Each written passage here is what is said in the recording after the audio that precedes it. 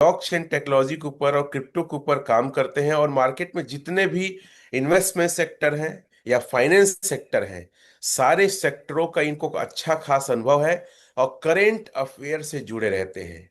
इनका IQ, इनका knowledge, इनका बिहेवियर बहुत ही औसम है, और इसीलिए हार्टली मैं उनसे जुड़ा हुआ हूं। और मुझे इस बात का गर्व है कि वो हमारे ग्रो टुगेदर टीम के पार्ट हैं।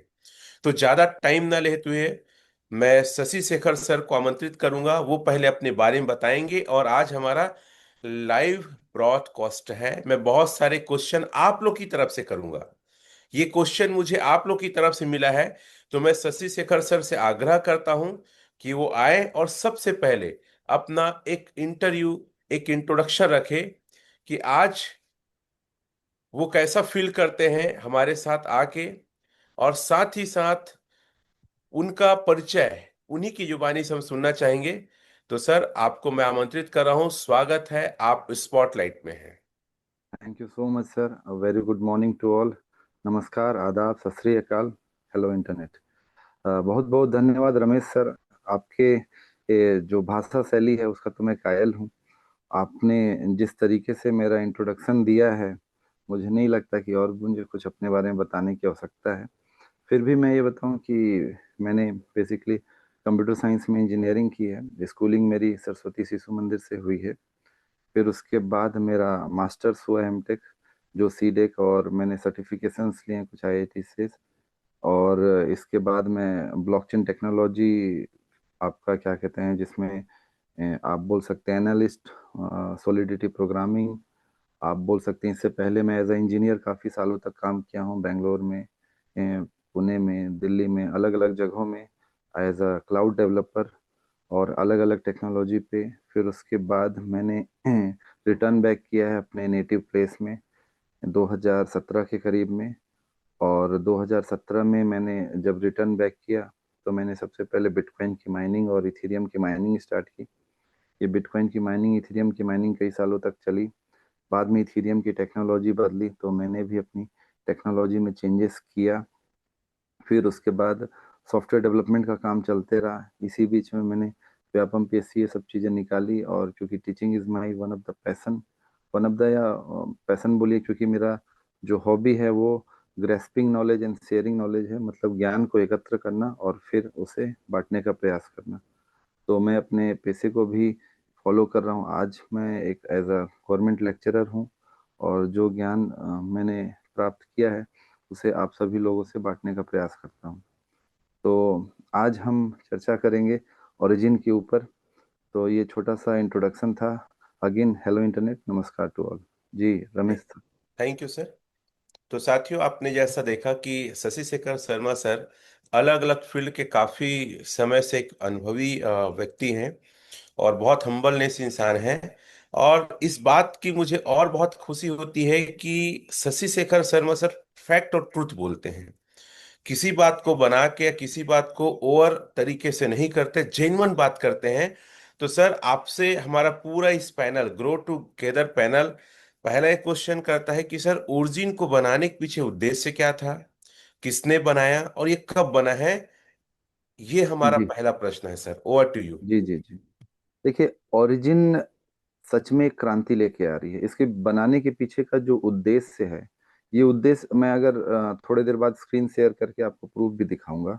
आप जब कभी भी क्या कहते हैं, ये ओरिजिन के टैब को ओपन करते हैं, होम को ओपन करते हैं या डैशबोर्ड को ओपन करते हैं, तो ये वेब 3, जैसे मैं थोड़ा सा आप लोग को स्क्रीन दिखा रहा हूँ। मेरी वॉइस क्लियर है? आप लोग को स्लो तो नहीं आ रही? मतलब वॉल्यूम बढ़ाना है क्या, ये बता देंगे आप बढ़ा थोड़ा सा? सकते हैं सर तो और बेटर होगा। एक मिनट सर, मैं माइक पास कर लेता हूँ। हाँ is sir. It my voice yes. Audible to all right now? Yes sir. Okay, so this is the origin page. Suppose we are on the page of the origin। अगर मैं home page जाऊं तो यहाँ पर से लिखता है Web3 integrated financial ecosystem. This is the answer whatever the question has been raised. Financial ecosystem, देखिए, जब बिटकॉइन आया तो बिटकॉइन ने एक मैकेनिज्म चेंज किया ऑल ओवर वर्ल्ड में कि हम जो पैसे का अधिकार है किसी एक देश, किसी एक संस्था किसी एक व्यक्ति के पास नहीं रहने देंगे, क्योंकि अगर व्यक्ति, देश या संस्था के पास ताकत है तो ताकत के आधार पे वो अपनी मनमानी कर सकती है। फाइनेंशियल चीजों को वो क्या कर सकती है, डिसबैलेंस कर सकती है। तो आजकल आप विश्व में देखते हैं कि यूएसए ने हमारे ऊपर इतना टैरिफ लगा दिया, अलग अलग देशों के ऊपर टैरिफ लगा दिया, तो इससे व्यापार प्रभावित होता है। और व्यापार प्रभावित होता है, फाइनेंस प्रभावित होता है, तो व्यक्ति तो जीता रोटी कपड़ा मकान के लिए है, मतलब सारा जो चीज है वो प्रभावित हो जाता है। तो इसके लिए ही बिटकॉइन आया कि हम डिसेंट्रलाइज कर देंगे। जो अधिकार है किसी एक व्यक्ति के पास नहीं होगा, वो सभी लोगों के पास होगा, जो व्यक्ति भी इंटरनेट पे होगा। फिर जो दूसरी रिवोल्यूशनरी टेक्नोलॉजी आई जिसने वर्ल्ड को बदल दिया, वो थी इथीरियम। इथीरियम ने डिसेंट्रलाइज दुनिया में कदम रखा और ऐसा प्लेटफॉर्म बनाया जिससे सभी जितने भी तरह के फाइनेंशियल चीजें, चाहे फाइनेंशियल चीजों में आप उदाहरण ले सकते हैं द बैंकिंग सेक्टर, क्योंकि हम अपने पैसे को बैंक में डिपॉजिट करते हैं, रखते हैं, वहां से हमें सेविंग मिलता है या फिर हम करंट अकाउंट करते हैं। So still the bank is a centralise, क्योंकि बैंक जो है सरकार के द्वारा रेगुलेट होती है। लेकिन विश्व में इतनी समस्याएं हैं कि आपका बहुत ऐसे क्षेत्र हैं, इतने अंडर डेवलप क्षेत्र हैं जहां तक बैंक पहुंच ही नहीं पाई है। लेकिन आज के डेट में जो रिवोल्यूशन है वो स्मार्टफोन ने लाया। लगभग हर व्यक्ति के पास स्मार्टफोन पहुंच रहे हैं। तो इथीरियम ने ऐसा सोचा कि क्यों ना फाइनेंस को ही डिसेंट्रलाइज कर दिया जाए। मतलब बैंक की आवश्यकता या बैंक के स्वरूप को, बैंक के मैकेनिज्म को बदलते हुए मोबाइल तरह से कर दिया जाए। Mobile banking is a different thing, मतलब मोबाइल को ही बैंक बना दिया जाए। You don't need to get the bank account, even this could be possible due to the decentralise finance. तो ये इथीरियम ने किया। जो मैं अब समझ पा रहा हूँ कि जो लोग डायरेक्ट सेलिंग के फील्ड में हैं, इन सभी चीजों में हैं, तो इसके बाद इथेरियम ने प्रयास तो किया लेकिन अभी भी बहुत काम बाकी रह गए। ओरिजिन ने एक विजन सोचा कि हम एक काम करते हैं, फाइनेंशियल सेक्टर को डिसेंट्रलाइज करेंगे और साथ ही साथ पूरे विश्व का एक इकोसिस्टम बना देंगे जिसमें बैंकिंग सेक्टर का स्वरूप बदल जाएगा। ये डिसेंट्रलाइज हो जाएगा, लोगों के पास मोबाइल ही उनका बैंक होगा। उदाहरण के लिए आप बैंक में जो भी पैसे जमा करते हैं, आपको उससे क्या मिलते हैं? आपको उससे मतलब कि रेट ऑफ इंटरेस्ट मिलता है। आप साल भर का एफडी करें या अगर आप एफडी नहीं भी करते हैं, आप सेविंग अकाउंट ओपन करते हैं और आपके बैंक में साल भर तक पैसे हैं, आदान प्रदान हो रहे हैं पैसे के, तो भी आपको 2-2.5%, 3% तक का रिटर्न्स मिलता है। तो ये बैंकिंग सिस्टम ने करके रखा है। लेकिन फिर वही है, बैंक सेंट्रलाइज है तो कभी कभी देश इकोनॉमी के हिसाब से इनके नियमों में अपने आप परिवर्तन हो जाते हैं, जैसे कि रेपो रेट का बढ़ जाना, घट जाना, या किसी तरह का स्कैम हो जाना। जैसे कि मतलब किसी प्रोजेक्ट पे बैंक ने पैसा दिया और वो प्रोजेक्ट स्कैम कर गया, देश से बाहर भाग गए कुछ लोग। तो ऐसे करके लोगों का पैसा जो है अटक जाता है या लोग ठगा हुआ महसूस करते हैं। तो एक ऐसे नियम का सोच रखा गया ओरिजिन के द्वारा कि ये पूरी तरह से ट्रांसपेरेंट हो, 100% करप्शन फ्री हो। तो उन्होंने एक नियम बनाया, नियम को ही ये कहते हैं प्रोटोकॉल। तो देखिए यहाँ पास लिखा हुआ है द डिसेंट्रलाइज फाइनेंस 3.0। 3.0 का मतलब क्या है? जो वेब 3 है, जैसे जनरेशन होते हैं फाइटर एयरक्राफ्ट के, first generation, second generation, third generation, तो अब भी उसी तरीके से जैसे हमारे देश को अभी फिफ्थ जनरेशन फाइटर एयरक्राफ्ट की जरूरत है। रसिया से हम बात कर रहे हैं, Su-57 पे। यूएसए भी बहुत ट्राई कर रहा था कि F-35 आप ले लें। उसी तरीके से इंटरनेट का भी और वेब का भी जनरेशन होता है, the first generation, the second. जो सबसे लेटेस्ट और फ्यूचरिस्टिक है वो है Web 3 जनरेशन। तो यहाँ पास जो आपके सामने दिख रहा है वो क्या है? The DeFi 3.0 protocol, based on the algorithmic non-stable currency LGNS, makes the world first private and anonymous payment ecosystem। तो इसका साधारण अर्थ ये हुआ कि फाइनेंशियल चीज को ही, कि जो बैंक के द्वारा व्यक्ति ठगा हुआ कभी महसूस ना करे, अगर ऐसे कभी कुछ हो जाते हैं तो हम एक ऐसे नियम का प्रतिपादन करें, एक ऐसा एल्गोरिदम बनाए, एक ऐसा फॉर्मूला बनाए जहाँ पे करप्शन जीरो होगा और फाइनेंशियल सेक्टर डिसेंट्रलाइज हो जाएगा।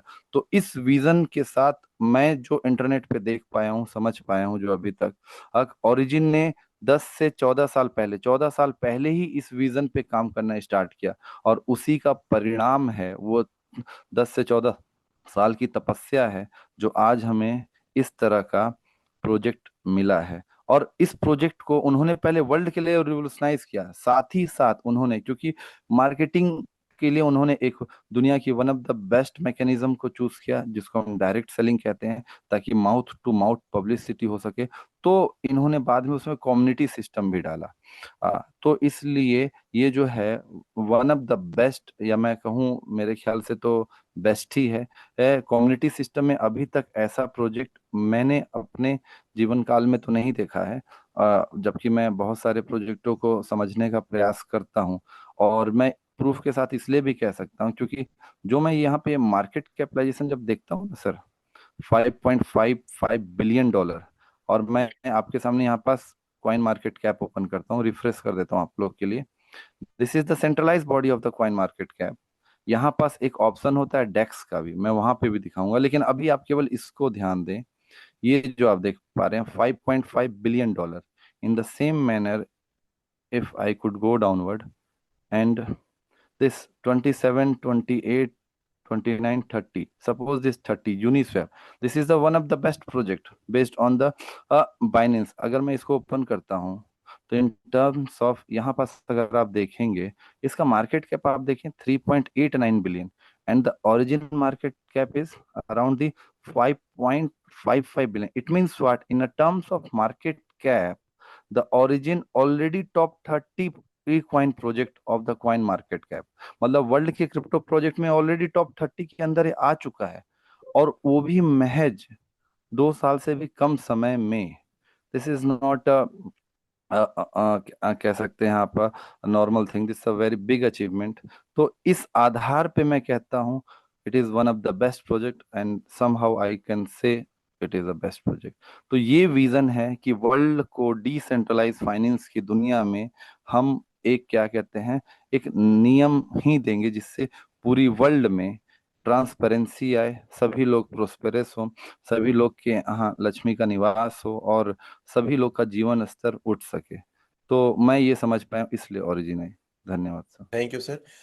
इसमें थोड़ा जुड़ा हुआ क्वेश्चन है कि किसने इसे बनाया है, और कब बनाया है, और ये कौन कौन लोग हैं जो क्रिएटर हैं, उस पर थोड़ा प्रकाश डालेंगे जी सर। जी, इसको भी देखने के लिए आप ओरिजिन के वेबसाइट पे जा सकते हैं, और यहाँ पास एक ऑप्शन होता है मिंट।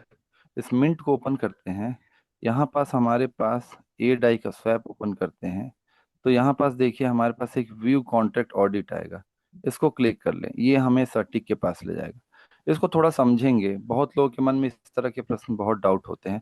देखिए, डिसेंट्रलाइज की दुनिया का अर्थ ये हुआ, हमें, मैं इसे एक मंदिर के उदाहरण से समझाता हूँ। सपोज आपने एक मंदिर बनाया है, और उसके बाद क्या हुआ, मंदिर बहुत अच्छे से चल रहा है, लोग आ रहे हैं जा रहे हैं। आप मंदिर ले लीजिए, गिरजाघर ले लीजिए, आप मस्जिद ले लीजिए, आपकी जो भी इबादत का प्लेस है वो आपने बनाया। उसके बाद फिर क्या होता है कि जब वहां पास एक स्टोन होगा जिसमें आपका नाम लिखा जाएगा, संस्थापक, तो आपका नाम वहां पास आया संस्थापक में, कि इन्होंने इस मंदिर का निर्माण करवाया। लेकिन उसके अगले दिन आपने प्रचार प्रसार किया, और बकायदा एग्रीमेंट के साथ, कि मैंने इस मंदिर को जरूर बनाया है, परंतु यह मंदिर या जो भी पूजा स्थल है, जो भी इबादत गाह है, ये पब्लिक के लिए है। मैं इस मंदिर में जो भी दान दक्षिणा जो कुछ भी होगा, उसके ऊपर अधिकार नहीं रखूंगा। एक एक भी अधिकार, एक भी रुपए का अधिकार नहीं होगा। 0 पॉइंट समथिंग या 1% जो भी आएगा, वो इस मंदिर के डेवलपमेंट में होगा, और उसके ऊपर भी मेरा अधिकार नहीं होगा। वो आपके सामने होगा, वीडियो के द्वारा होगा, और कहाँ पैसे जाएंगे जिसके ऊपर से मतलब कि डेवलपमेंट हो सके। तो ये विजन अगर रखा जाता है, तो मंदिर का संस्थापक तो कहलाया, परंतु मंदिर के ऊपर अधिकार नहीं रखता है। तो बिटकॉइन जब बना, तो बिटकॉइन को बनाया किसने? सतोशी नाकामोटो में। असली वो कौन है हम नहीं जानते हैं, आज तक नहीं जानते। आप इंटरनेट पे सर्च मारते रहिए, आपको केवल रूमर्स ही मिलेंगे। वो एक व्यक्ति है कि ग्रुप ऑफ इंजीनियर्स हैं, साइंटिस्ट हैं, मैथमेटिशियन है, still we don't know. In the same manner, क्या कहते हैं, आपका एलजीएनएस को ओरिजिन नाम की एक संस्था ने बनाया, लेकिन ओरिजिन कौन है, इसमें कौन लोग काम करते हैं, कहाँ है, किस देश की है, इसके बारे में पब्लिकली अवेलेबल नहीं है। या इसको ये कह सकूं मैं ये पूरे विश्व के लोग हैं जो इसमें काम करते हैं। हमें पता नहीं है कौन लोग हैं, इसीलिए तो ये डिसेंट्रलाइज, यही तो इसकी खूबसूरती है। कल को अगर ये पता चल जाए कि सतो, एक उदाहरण के लिए, मैं किसी व्यक्ति को डिग्रेड नहीं कर रहा हूँ, लेकिन ऐसी चीज हुई इसलिए बता रहा हूँ। कल को ये पता चल जाए कि सतोशी नाकामोटो विजय माल्या थे या नीरव मोदी थे, जिसने देश का इतना पैसा लेके बाहर भाग गए, इतना बड़ा घोटाला किए, तो क्या बिटकॉइन की वैल्यू वो वैल्यू रहेगी जो आज है? नहीं, क्योंकि लोग क्या है, नाम में अलग अलग तरह के भाव उत्पन्न कर लेते हैं। तो इसी तरीके से डिसेंट्रलाइज का जो कॉन्सेप्ट आया, तो ओरिजिन वो संस्था है जिसने एलजीएनएस को बनाया। ओरिजिन में कौन है असली लोग, ये हम नहीं जानते, लेकिन ओरिजिन ने जो बनाया उसको ओपन सोर्स कर दिया, अपने कोड को ओपन सोर्स कर दिया, प्रोग्राम को ओपन सोर्स कर दिया। और असली मतलब तो उससे है कि क्या नियम प्रतिपादित किए हैं, क्या नियम ब्लॉकचेन पे लिखे गए हैं, और वो नियम डिप्लॉयड हैं। It means what, that deployed contract can not be altered, उसको नहीं परिवर्तित किया जा सकता है। और अगर वो नियम सही है, वो नियम अपने क्या कहते हैं मतलब स्वरूप को फॉलो करते हुए काम कर रहे हैं, इसी का परिणाम है कि 5.5 बिलियन पे प्रोजेक्ट है। तो origin is organisation, but decentralise organisation, जिसने एलजीएनएस बनाया, स्टेबल कॉइन ए बनाया, बाद में अनूबी फाउंडेशन के साथ इनका टाई अप है, अनूबी कॉइन आएगा। ये 3 स्टेज में जा रहा है। The very first is the origin which means उत्पत्ति, the beginning. The second part is the awakening, जिसका मतलब है जागृति या जाग जाओ, आप उत्पन्न हुए हैं, अब जागिए। और third and the most important part, at one of the most important part is a eternal. Eternal मतलब सनातन, सर्वत्व, अत यूनिवर्सल, तो मतलब कि सभी जगह फैला देना। तो इस विजन के साथ ओरिजिन आई है, अपने 10 से 14 साल की तपस्या से। जी सर। यस सर, मतलब ओरिजिन की उत्पत्ति या इनको बनाने में आपके हिसाब से 14 साल का समय लगा है सर। ये सर मैं नहीं कह रहा, मैं कौन होता हूँ कहने वाला। ये सब जो चीजें हैं, ये आपके सामने ये डेटा है ये प्रोजेक्ट एज इज 14 ईयर, और ये सटिक के द्वारा कहा गया है। सटिक is one of the best us auditing agency, जो कि रेटिंग देती है, सब कुछ कहती है। हम रेटिंग पे भी आएंगे, इस पे यहाँ पे क्यों नहीं दिखती है वो बाद का प्रश्न लेंगे हम। तो ये जो 14 साल दिख रहा है, प्रोजेक्ट एज, यहाँ पास अगर आप सर्च करें, लोग गलत इंटरप्रेट करते हैं। द प्रोजेक्ट एज देखिए यहाँ पे लिखा हुआ है, the project is uses the max of the token launch. कब उसने लॉन्च किया? गिटहब क्रिएशन, गिटहब प्रोग्रामिंग के कॉन्सेप्ट में है कि जब कभी भी कोई सॉफ्टवेयर डेवलपमेंट प्रोग्रामिंग की जाती है तो उसका पहले गिटहब पे अकाउंट क्रिएट किया जाता है, और फिर उसके बाद डिप्लॉय किया जाता है, या फिर रिपोजिटरी ऐड की जाती है। फिर उसके बाद और एक्स क्रिएशन, मतलब ट्विटर कब उसका बना, कब से लोग active, the time since a crypto project एक इंसेप्शन, मतलब इंसेप्शन मतलब क्या, उत्पन्न कब हुआ, एक्सक्लूडिंग आउट फिल्टर्स, मतलब ये स्वयं बता रहे हैं कि ये 14 साल पहले एक्टिव हो चुके हैं इस फील्ड में। तो तपस्या 14 साल 1 मंथ की दिख रही है, तब तो यहाँ तक पहुंच पाई। ये मैं नहीं कह रहा हूँ, ये मेरा स्टेटमेंट नहीं है, तो सामने आपके सामने गिटहब है, ये आपका वेबसाइट है, आप सब सभी लोग जाके देख सकते हैं। जी। Yes sir. नेक्स्ट एक क्वेश्चन है सर, कि ओरिजिन ठीक है, 14 साल इसको क्रिएट करने में लगा है, इनका मेहनत रहा है, लेकिन आगे ये कब तक चलेगा, या ओरिजिन का कितने समय तक का भविष्य है? क्योंकि सर बहुत बड़ा क्वेश्चन क्या है सर, कि मैं कई लोग से मिलता और बात करता हूं तो लोग का जवाब ये रहता है कि सर कोई भी प्रोजेक्ट शुरू शुरू में आता है बहुत देता है और बहुत अच्छा रहता है, लेकिन 2 साल और मैक्सिमम लोगों का कहना है कि 3 साल निपट जी। जाता है। यानी स्केम हो जाता है, बंद हो जाता है, भाग जाता है, साइट बंद हो जाता है, विड्रॉल बंद हो जाता है, अपडेट के नाम से कहानियां चलती है। और ये भी ऐसा हो सकता है, तो मैं आपसे जानना चाहूंगा एज अ टेक्निकल, कि ये कब तक चलेगा, या ओरिजिन का कितने समय तक का भविष्य है सर? Over to you. देखिए सर, क्या होता है सर, कि ये वर्ल्ड डेमोक्रेटिक है, हर व्यक्ति को अपने हिसाब से बिजनेस करने का अधिकार है। तो डायरेक्ट सेलिंग में ज्यादातर, या क्रिप्टो मार्केट में 90 से 95% कंपनियां तो आज तक स्कैम ही करते हैं। कुछ अच्छे प्रोजेक्ट्स आते भी हैं तो उस पे लोगों का विश्वास नहीं होता है। इसको ऐसे समझिए, मैं प्रोजेक्ट का किसी का नाम नहीं लेना चाहूंगा, आज से कुछ समय पहले, कुछ महीने ही हुए हैं या दिन ही हुए हैं, ऐसे ऐसे प्रोजेक्ट भी ये थे जिनका बहुत तगड़ा प्रचार प्रसार हुआ, ओरिजिन का कॉपी भी उन्होंने किया। कई प्रोजेक्ट ओरिजिन के कॉपी करके आए, लेकिन बेसिक इंजीनियरिंग को कॉपी कर पाना इतना आसान बात नहीं है। तो उनका जो वो वैल्यूएशन था, जो आपका मार्केट कैप था, 12 मिलियन का था। और ओरिजिन एलजीएनएस का जो मार्केट कैप है वो करीब 5.5 बिलियन है। मतलब अगर मैं इसको साधारण भाषा में करूं, आज के डेट में 5,500 मिलियन है, और उनका जो मार्केट कैप था केवल 10 से 12 मिलियन था। 10 से 12 मिलियन उनकी मार्केट कैप थी। लिक्विडिटी उनका 3 से 4 मिलियन था। ओरिजिन की लिक्विडिटी आज की डेट में 400 प्लस मिलियन पे है। और जो कंपनी जिनका मार्केट कैप 12 मिलियन था, जिनकी लिक्विडिटी 3 मिलियन थी, वो प्रोजेक्ट स्कैम करके चली गई। 1 साल के बाद या समथिंग 1 साल के अंदर में 200 करोड़ का स्कैम उन्होंने लगभग किया। अब एक बात समझिए कि और ओरिजिन के पहले भी आए थे और ओरिजिन का कॉपी भी किया था। अब आप ये समझें कि अगर ओरिजिन को स्कैम करना हो, मतलब अगर मैं नॉन टेक्निकल बोलूं, टेक्निकल पे तो अभी आऊंगा, तो स्कैम करने के लिए 10 मिलियन और का प्रोजेक्ट जिसने 200 करोड़ का स्कैम किया, और यहाँ पास 5,500 मिलियन, मतलब कोई कंपैरिजन आप समझ रहे हैं? अगर स्कैम करना हो तो ये 14 साल की तपस्या करेंगे। और उसके बाद क्या कहते हैं, ये 10 मिलियन तक जब पहुंचे, जब शुरुआत के ही कुछ दिनों में 10 मिलियन पे पहुंच गए, तो उस समय भी स्कैम करते तो इनके इंजीनियर्स डेवलपर को कम से कम 500 करोड़ मिल जाते। तो ये अलग विजन से है। दूसरी बात ये है कि जिस हिसाब से इनका विजन है, मेरा ये मानना है कि ये प्रोजेक्ट, मैं जो अपना कैलकुलेशन कर पाया हूँ, जो जितना मुझे ये आता है और जो मैं सीखने का लगातार प्रयास कर रहा हूँ, ये नेवर एंडिंग प्रोजेक्ट है। मुझे लगता है ना के बराबर संभावना है कि ये प्रोजेक्ट डाउन हो और इनके लोग रुकें, क्योंकि इनका जो विजन है वो डिजिटल सिविलाइजेशन की ओर है, डिजिटल ट्रिलॉजी के ऊपर है। तो ये जो लोग इसमें आ चुके हैं वो खुशकिस्मत समझें कि हमको इतना अच्छा प्रोजेक्ट मिल चुका है। इट कुड बी और most probably it is, I think so, हो कि ये नेवर एंडिंग प्रोजेक्ट है। 100% में सही नहीं हो सकता, कल को परमाणु युद्ध हो जाए तो 1% का संभावना मैं अलग रखता हूँ, लेकिन मेरे हिसाब से 99% संभावना है कि ये नेवर एंडिंग प्रोजेक्ट है और ये हटेगा नहीं। एक और बात बोलना चाहूंगा रमेश सर मैं, यस कि यस। आप ये समझें कि 2 महीना चलेगा, 3 महीना चलेगा, उसके बाद भाग जाएगा। 2 साल हो गया प्रोजेक्ट, अब भागने का एज है। आप स्वयं इतना, आपने मुझे ये प्रोजेक्ट बताया था तब मैं समझा था इस प्रोजेक्ट को। आप ये बताइए, जब से आपसे मैं जुड़ा हूं और जब से आपको मैं थोड़ा सा जो भी मुझे ज्ञान है मैं दिखा पा रहा हूँ, आपने कब इस प्रोजेक्ट का मार्केट कैप डाउन होते हुए देखा है? लगातार आपने लिक्विडिटी बढ़ते हुए देखा है। तो अगर डायरेक्ट सेलिंग के लैंग्वेज में बात करूं कि लोग बोलते हैं कि आने का समय है, घुसने का समय है, कि निकलने का समय।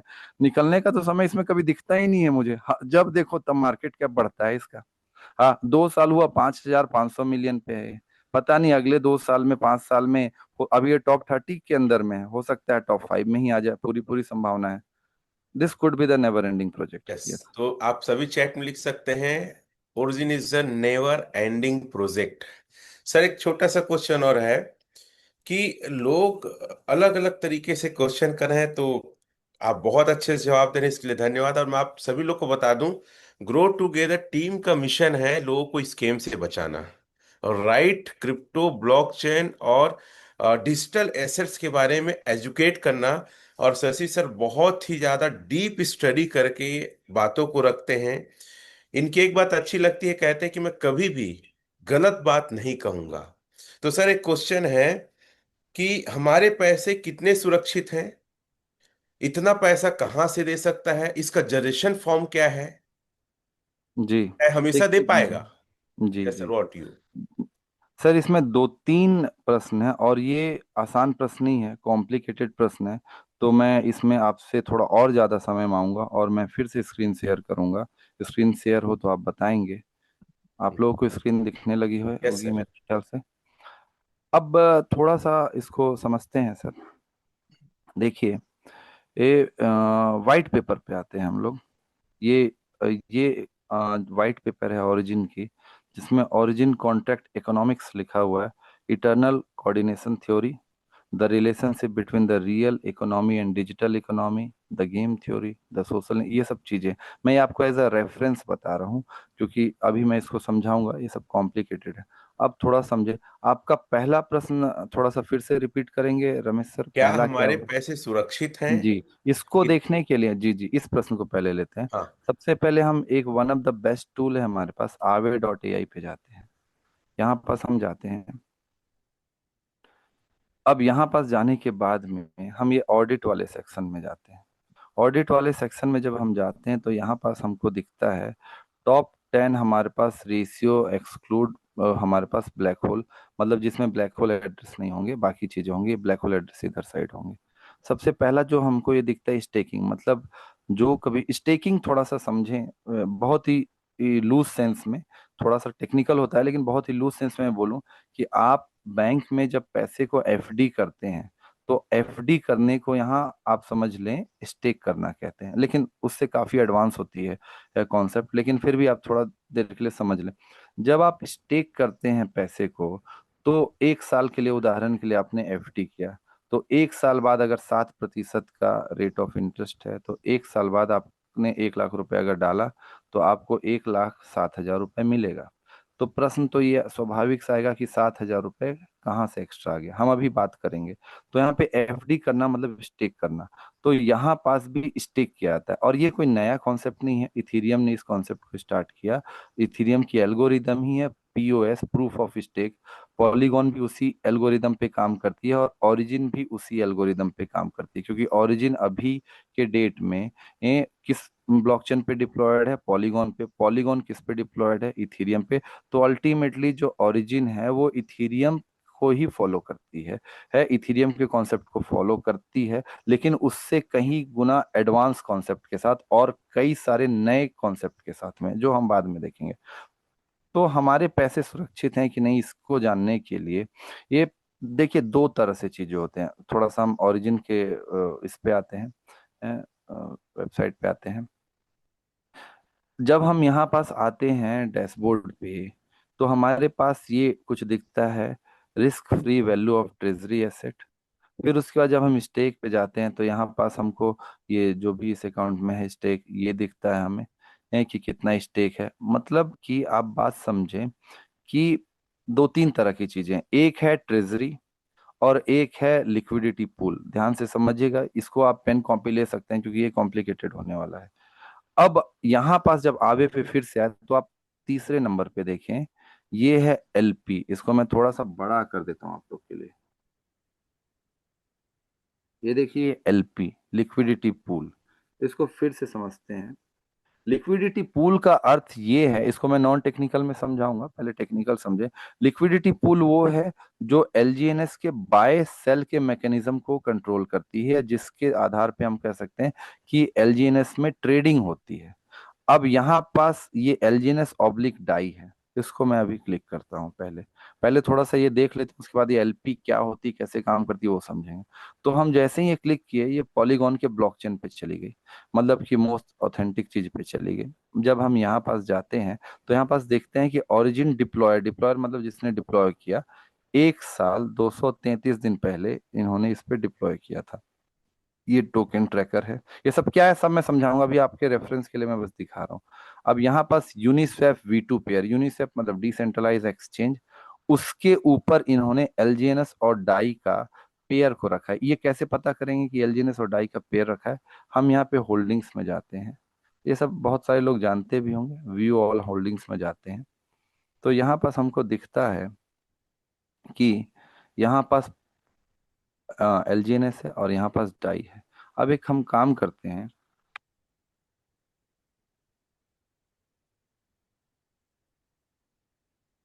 हम इस पूरे डाई को कॉपी करते हैं, जितने अभी अवेलेबल डाई है यहाँ पास पेस्ट करते हैं, डिवाइड करते हैं यहाँ पे, और फिर ये जितने यहाँ पास हमारे पास एलजीएनएस पड़े हैं, इसको भी कॉपी करते हैं और इसको डिवाइड कर देते हैं। ये क्या दिखता है हमारे पास अभी का करंट। ये फिर सर ये हटाएं जो ये सब लोग लिख रहे हैं, ये काफी प्रॉब्लमेटिक है। कंटिन्यू करें, आई ट्राई माई बेस्ट। हम्म, ये 1 मिनट सर, ये स्टॉप कर यहाँ से हट जाता है। मैं हटा के फिर से कर लूँगा, disable annotation for others. Stop करते हैं, फिर से एक बार शेयर करते हैं।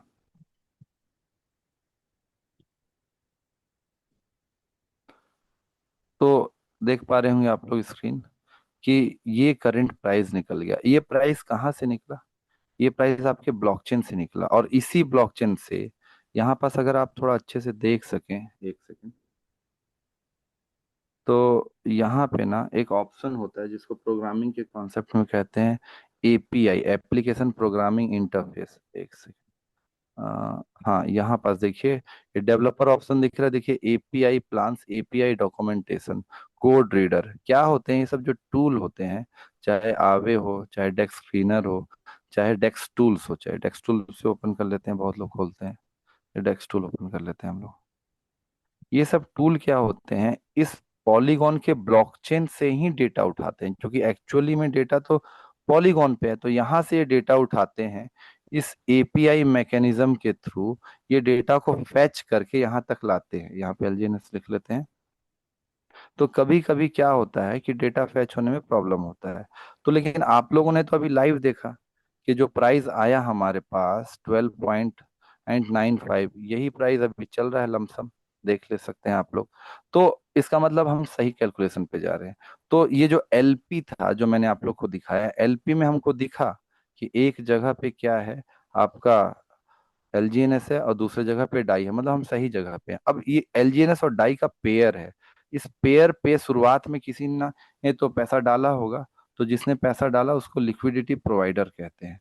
तो अब उसने पैसा डाला लिक्विडिटी प्रोवाइडर, तो ये पैसे जो हैं वो निकाल सकता है कि नहीं, मतलब लिक्विडिटी लॉक है कि नहीं, इसको देखने के लिए हम यहाँ पास जाते हैं यूनिस्वैप ट्रैकर में, इसको क्लिक करते हैं हम लोग। जैसे ही हम इसको क्लिक करते हैं, पॉलीगॉन का ब्लॉकचेन ओपन होने दें, ये हमारे सामने ओपन हो गया। अब ये हमको क्या दिख रहा है कि ये कॉन्ट्रैक्ट है, it is not a address, sorry, ये the wallet address, it's a contract address. और कॉन्ट्रैक्ट एड्रेस में ये प्रोटोकॉल लिखा हुआ है, कोड लिखा हुआ है।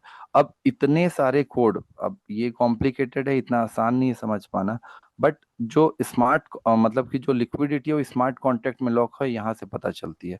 लॉक है कि नहीं, कुछ लोग बोलते हैं कि सर वो तो बहुत सारे प्रोजेक्ट्स जो हैं स्मार्ट कॉन्ट्रैक्ट में भी डाल देते हैं, लेकिन जो कोड लिखा हुआ होता है उस कोड के आधार पे पता चलता है कि वो लिक्विडिटी लॉक है कि नहीं। तो यहाँ पास जो कोड है, कोड के अध्ययन से मैंने पाया है कि इस कोड में ऐसी कोई सस्पिशियस कुछ ऐसा कोड नहीं है जिसके आधार पे मैं बोल सकूं कि ये पूरी की पूरी लिक्विडिटी खींच के निकाल देंगे, ऐसा नहीं है। और अभी तक ये देखने को भी नहीं आया है कि क्या कहते हैं, ओरिजिन के डिप्लॉयर्स ने, ओरिजिन के क्रिएटर्स ने मिलियंस ऑफ फंड को निकाल के इधर लेके चले गए, ऐसा कुछ नहीं है। अपने आप, जब तक कि आपने अपना सीक्रेट फेस बताया नहीं हो, तो आपका फंड अपने आप अनस्टेक होकर इधर से उधर चल गया। कुछ ना कुछ मिस्टेक आपसे जरूर हुआ होगा, जो कि अभी तक देखने को नहीं मिला। अब थोड़ा सा मैं इस लिक्विडिटी पूल को समझा देता हूँ, मैं समझाऊं sir, Ramesh sir, bore yes तो सर। नहीं हो रहे हैं लोग? नहीं नहीं, लिक्विडिटी बिल्कुल। पूल, पूल का अर्थ ये होता है, आप, कई बार मैं समझाता हूँ, मीटिंग में ध्यान समझेंगे। जैसे कि मान लेते हैं कि आप मेला में जा रहे हैं, आपके पास एक बड़ी सी टंकी है, टंकी में दो जगह है, एक जगह में क्या कहते हैं आपका चावल होता है और एक जगह में गेहूं होता है। अब शुरुआत में किसी व्यक्ति ने या किसी संस्था ने क्या किया, 100 किलो चावल एक साइड में डाल दिया, 100 किलो गेहूं एक साइड में डाल दिया। उसके बाद अलग अलग किसान, अलग अलग ट्रेडर, मतलब बायर आते हैं, जो चावल डालते हैं एक साइड में और दूसरे साइड से क्या निकाल लेते हैं, गेहूं निकाल लेते हैं। गेहूं डालते हैं और चावल निकाल लेते हैं। मान लेते हैं कोई व्यक्ति पहली बार आए, जिन 100 100 डालने के बाद में उन्होंने 5 किलो चावल उसमें डाला और 3 किलो गेहूं निकाल लिया। ऐसा नियम बनाया गया है कि 2 किलो चावल 1 किलो गेहूं के बराबर होगा, मान लेते हैं। तो उन्होंने 5 किलो, 6 किलो, 6 किलो मान लीजिए, 6 किलो चावल डाला, और क्या कहते हैं 3 किलो गेहूं निकाल लिया। अब गेहूं की संख्या 100 से ये 97 हो गई, और चावल की जो वो अमाउंट है वो 100 से 106 हो गई। तो चावल की क्वांटिटी बढ़ गई, गेहूं की क्वांटिटी घट गई। तो इससे क्या होगा, गेहूं का प्राइस बढ़ जाएगा, चावल का प्राइस डाउन हो जाएगा। लिक्विडिटी पूल, पूल वो टंकी है जहां पास एक साइड में आपका डाई है और दूसरे साइड में एलजीएनएस है। हर डिसेंट्रलाइज फाइनेंस में जहां पास अस क्या कहते हैं सेंट्रलाइजेशन नहीं होता है, इसी तरह का कॉन्सेप्ट फॉलो होता है। ओरिजिन में भी यही कॉन्सेप्ट फॉलो हो रहा है, बेसिकली इंजीनियरिंग यही है।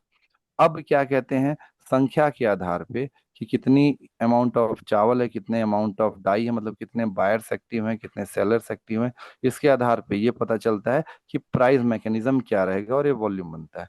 अब थोड़ा ध्यान समझे। तो टंकी है, लिक्विडिटी पूल टंकी, उसमें दो सेक्शन, एलजीएनएस और डाई, जो कि हमने यहाँ पास देखा अभी कि एक साइड में एलजीएनएस था, दूसरे साइड में डाई था। मतलब हम कॉन्सेप्ट के हिसाब से सही देख रहे हैं, समझ रहे हैं। फिर उसके बाद अब क्या हुआ कि शुरुआत में तो किसी ना किसी ने डाला होगा ना 100 किलो, जो मैंने बताया था 100 किलो चावल 100 किलो गेहूं।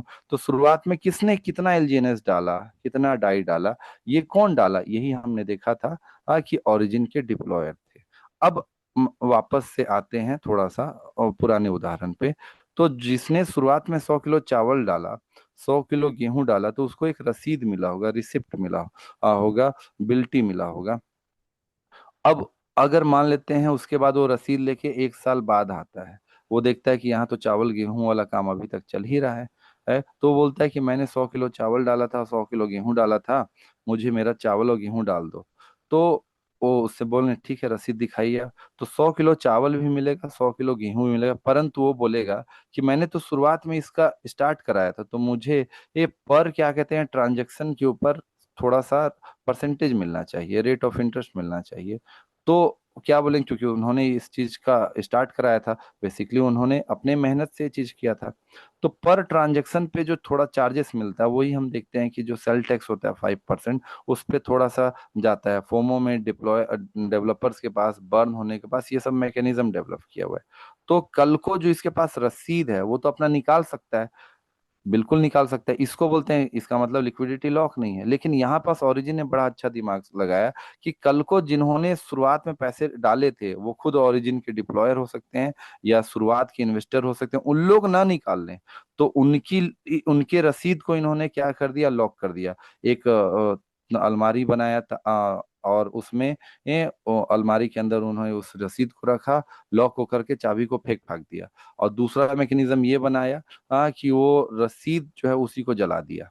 तो अब सामने वाला व्यक्ति अगर पता भी है कि ये संस्थापक है मंदिर का, जो मैंने उदाहरण दिया था, कल को वो बोले कि ठीक है आप मुझे दान पुण्य का पैसा दे, तो क्या बोलेंगे, आपने तो एग्रीमेंट साइन किया हुआ था और आपके पास रसीद कहाँ है। ठीक है आप संस्थापक थे, लेकिन आपके पास एग्रीमेंट नहीं, आप ही के बनाए हुए नियम है, सब सर्वसहमति से पास हुआ है। अब हम आपको कुछ नहीं दे सकते, ये तो विश्व कल्याण समाज कल्याण के लिए है। तो ओरिजिन ने ये बनाया, ओरिजिन ने ये डिप्लॉय किया, और उसके बाद जो लिक्विडिटी प्रोवाइड की, वो लिक्विडिटी को लॉक करवा दिया हमेशा के लिए स्मार्ट कॉन्ट्रैक्ट में, कुछ को बर्न करा दिया। तो अब चाह के भी नहीं निकाल सकते हैं। तो इनकी मंशा इतनी साफ थी, क्योंकि मैंने आपको शुरुआत में बताया ओरिजिन 10 से 14 साल की तपस्या है। तो क्योंकि ये वर्ल्ड को डिसेंट्रलाइज कर रहे हैं, तो कल को इनकी मंशा भी ना बदल जाए कि हमारा प्रोजेक्ट तो बिलियंस में चला गया, तो इन्होंने इस तरह का सिस्टम बनाया। तो यहाँ से ये पता चलता है कि अभी तक ये नहीं निकाल पाए, और न तो निकालने के लिए इनके पास उस तरीके की कोई रिसिप्ट है, क्योंकि स्मार्ट कॉन्ट्रैक्ट में लॉक है जो हमने देखा। तो इसके आधार पे मैं ये बोल सकता हूँ कि ये प्रोजेक्ट सेफ है। अब जो लोग बोलते हैं कि सर ये 90% स्टेकिंग में है, अब एक बात बताइए, बैंक में आप पैसा डालते हैं, उदाहरण के लिए हमारे देश का सबसे बड़ा, आपका जो दूसरा प्रश्न था, हमारे देश की सबसे बड़ी बैंक है एसबीआई। एसबीआई में पैसा मैंने डाला, आपने डाला, करोड़ों लोग, देश के लोग डालते हैं पैसा, तो पैसा एसबीआई में है। और वो मतलब अरबों, सॉरी, करोड़ों लोग का क्या होगा वहां पास, सेविंग अकाउंट होगा। तो सेविंग अकाउंट अब सबका अपना है, लेकिन है तो एसबीआई का। और उस सेविंग अकाउंट में आपने पैसा डाला है, मतलब आपने क्या किया, स्टेक ही डाला है ना। तो आप जितने भी टोकन जो परचेस करने हैं एलजीएनएस के, आप उसको स्टेक ही करेंगे ना। तो वो तो स्टेक के स्मार्ट कॉन्ट्रैक्ट में ही जाएगा ना। तो यहाँ पास स्टेक के स्मार्ट कॉन्ट्रैक्ट में जाता है 90.19%। तो अब ये स्टेकिंग का स्मार्ट कॉन्ट्रैक्ट जो है, ये आपका स्मार्ट कॉन्ट्रैक्ट है, प्रोटोकॉल लिखा हुआ है। यहाँ से जैसे कि आपका सेविंग अकाउंट है, आपके पैसे हैं, तो कोई दूसरा व्यक्ति निकाल लेगा बिना आपके क्रेडेंशियल के, तो यहाँ से भी वो नहीं निकाला जा सकता। ये भी एक कॉन्ट्रैक्ट है। अब कुछ लोग बोलेंगे ये कॉन्ट्रैक्ट दिखता क्यों नहीं है, ये कॉन्ट्रैक्ट दिखता है, लेकिन ये मशीन लेवल के कोड में, चाहे तो अगर मैं प्रोग्रामिंग आपको दिखाऊं तो मैं इसको डीकम्पाइल कर सकता हूँ बाइट कोड को। बाइट कोड कंप्यूटर साइंस का कॉन्सेप्ट है, जो लोग इस फील्ड के होंगे वो समझते होंगे। क्या होता है कि अगर मान लेते हैं कि उदाहरण के लिए अमेरिका ने F-35 की टेक्नोलॉजी का फाइटर एयरक्राफ्ट बनाया, तो उसको बनाने के लिए उसको बिलियंस ऑफ डॉलर लगे हैं, तो क्या उसको ओपन सोर्स कर देगा सबको दिखाने के लिए? दिखाने वाली चीजें जो है वो दिखा रहा है, तो ओरिजिन भी दिखाने वाली चीजें सब कुछ को दिखा रही है। उन्होंने इतनी तपस्या से इस कोड को जो बनाया, तो क्या उसको ओपन कर दे सबके सामने? ओपन कर देंगे तो 10 10 तो इसके कॉपी बनेंगे, हैकिंग का प्रयास किया जाएगा with the help of quantum computing. या फिर बहुत सारे लोग कॉपी बना बना के झूठ मूठ का बोल के कि ओरिजिन तरह का है, जो कि हुआ भी है, और फिर स्कैम करेंगे। तो इन्होंने कोड बनाया, कॉन्ट्रैक्ट भी दिखाया, बट कॉन्ट्रैक्ट को, कोड को ओपन नहीं किया, लेकिन फिर भी डिकम्पाइल करके आप कर सकते हैं। If you know how to decompile, how to read the code, तो आप सम हाउ इसको पढ़ सकते हैं, समझ सकते हैं, लेकिन आपको काफी लेवल की इंजीनियरिंग लगानी पड़ेगी। आपको कॉन्सेप्ट, ये डिकम्पाइल होकर कोड आ गया, मैंने आपके सामने दिखाया। तो अब ये स्मार्ट कॉन्ट्रैक्ट में है। अब स्मार्ट कॉन्ट्रैक्ट में है, जैसे कि एसबीआई का सारा पैसा आप लगाएं चाहे मैं लगाऊं, तो एसबीआई में ही जा रहा है ना, तो यहाँ पे स्टेक करेंगे तो स्टेकिंग में जाएगा। ये साधारण सा बात है। 90.19% जो है स्टेकिंग के कॉन्ट्रैक्ट में है। लोग क्या सोचते हैं कि ये तो एड्रेस में, अरे एड्रेस में होता तो 5,500 मिलियन पे जाते हैं लोग। कब का स्कैम कर चुके होते हैं लोग। आपके दूसरे प्रश्न का उत्तर, तीसरा प्रश्न क्या पूछा था सर आपने? आ, ये इतना पैसा कहाँ से देता है, जनरेट कहाँ से करता है सर? ये बहुत ही तगड़ा प्रश्न है, इसको ध्यान से समझे। ये वही प्रश्न है जैसे कि आपका बैंक में होता है। इसको समझने के लिए आपको अगेन थोड़ा सा इस को पढ़ना पड़ेगा, और मैं ये बोलूंगा ये तो मैंने इंटरप्रेट किया है, मैंने समझा है। आपके सामने ये लिंक है, ओरिजिन कॉन्ट्रैक्ट इकोनॉमिक्स, और भी बहुत सारे, इनको आप भी स्टडी करिएगा। चलिए मैं आप लोग के लिए थोड़ा समझाता हूँ। देखिए, पैसे, पहली बात तो ये समझिए, ये पैसे नहीं देता है आपको, ये टोकन देता है। और वो कैसे देता है, क्या देता है, इसको समझते हैं। फिर से वही उदाहरण लेते हैं कि बैंक में आपने 1 लाख रुपए डाला। 1 लाख रुपए डालने के बाद आपको 7% मिला, तो बैंक जो है आरबीआई के नियम अनुरूप 50 से भी ज्यादा प्रतिशत का आपका जो फंड है, क्योंकि आपने अगर एफडी किया है, तो 50 से भी ज्यादा प्रतिशत फंड को लॉक कर देती है, रोक देती है। और बाकी के कुछ प्रतिशत फंड को डेप्ट पे देती है, मतलब लोन देती है, लेंड करती है। ये है जहां से उसको कुछ पैसे मिलते हैं, और बहुत ही थोड़े पैसे को वो किसी और प्रोजेक्ट में लगाती है। तो यहाँ पास क्या होता है, ओरिजिन के स्मार्ट ओरिजिन, इन को अगर आप गहराई से अध्ययन करेंगे तो आप इंटरप्रेट कर पाएंगे। ओरिजिन ने इसके हिंट दिए हैं कि ज्यादातर पैसा, ये जो आप यहाँ पास देखते हैं ना, इसका एक मैथमेटिकल फॉर्मूला भी है। हम वापस से ओरिजिन में आते हैं, एक सेकेंड। कि ये जो आप देख रहे हैं ना, ट्रेजरी, को हटाते हैं थोड़ा। हाँ, आप जो भी, फॉर एग्जाम्पल के लिए, ट्रेडिंग कहाँ से होती है? लिक्विडिटी पूल से। फॉर एग्जाम्पल के लिए, ट्रेजरी में ये लिखा हुआ है, मतलब ओरिजिन के मतलब वाइट पेपर में ये लिखा हुआ है कि एक एलजीएनएस एक डाई से बैक्ड है। मतलब एक एलजीएनएस की असली प्राइस जो है 1 डाई है। 1 डाई से वो नीचे नहीं जाएगी। बाद में बताएंगे कि क्या होगा अगर उस तरह का चीज हो जाए। तो अभी लेकिन आप जो एलजीएनएस है वो परचेस करते हैं मार्केट वैल्यू पे। अभी वैल्यू कितनी है? लगभग $12.95। तो जब आप, उदाहरण के लिए, ये मान लेते हैं $10, उदाहरण के लिए आपने क्या किया, 100 टोकन परचेस किए, तो मतलब कि $1,000 आपने दिया। हाँ, अब 100 टोकन परचेस करने के लिए असली में तो जो आपको देना था वो कितना देना था, $100 ही देना था, परंतु आपने $900 दिया। तो एक मैकेनिज्म डेवलप है ओरिजिन के द्वारा, क्योंकि ये रेट का, फंड का एक ही मैकेनिज्म नहीं है इनके पास, कई सारे मैकेनिज्म, लिटरली कई सारे मैकेनिज्म है, जिसमें एक दो मैं आपको बताता हूँ। तो कुछ प्रतिशत, प्रतिशत को भी आसानी से नहीं समझ सकते, ये ओरिजिन की इंटरनल कैलकुलेशन है। तो कुछ हो सकता है वो 40% हो, 50 हो, 60 हो, मैं समझाने के लिए 50% बोल देता हूँ।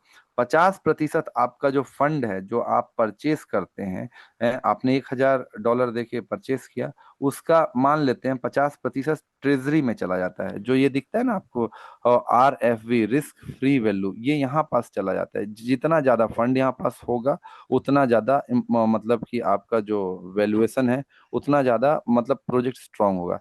और बाकी के कुछ फंड एलपी किसमें चले जाते हैं, लिक्विडिटी पूल में।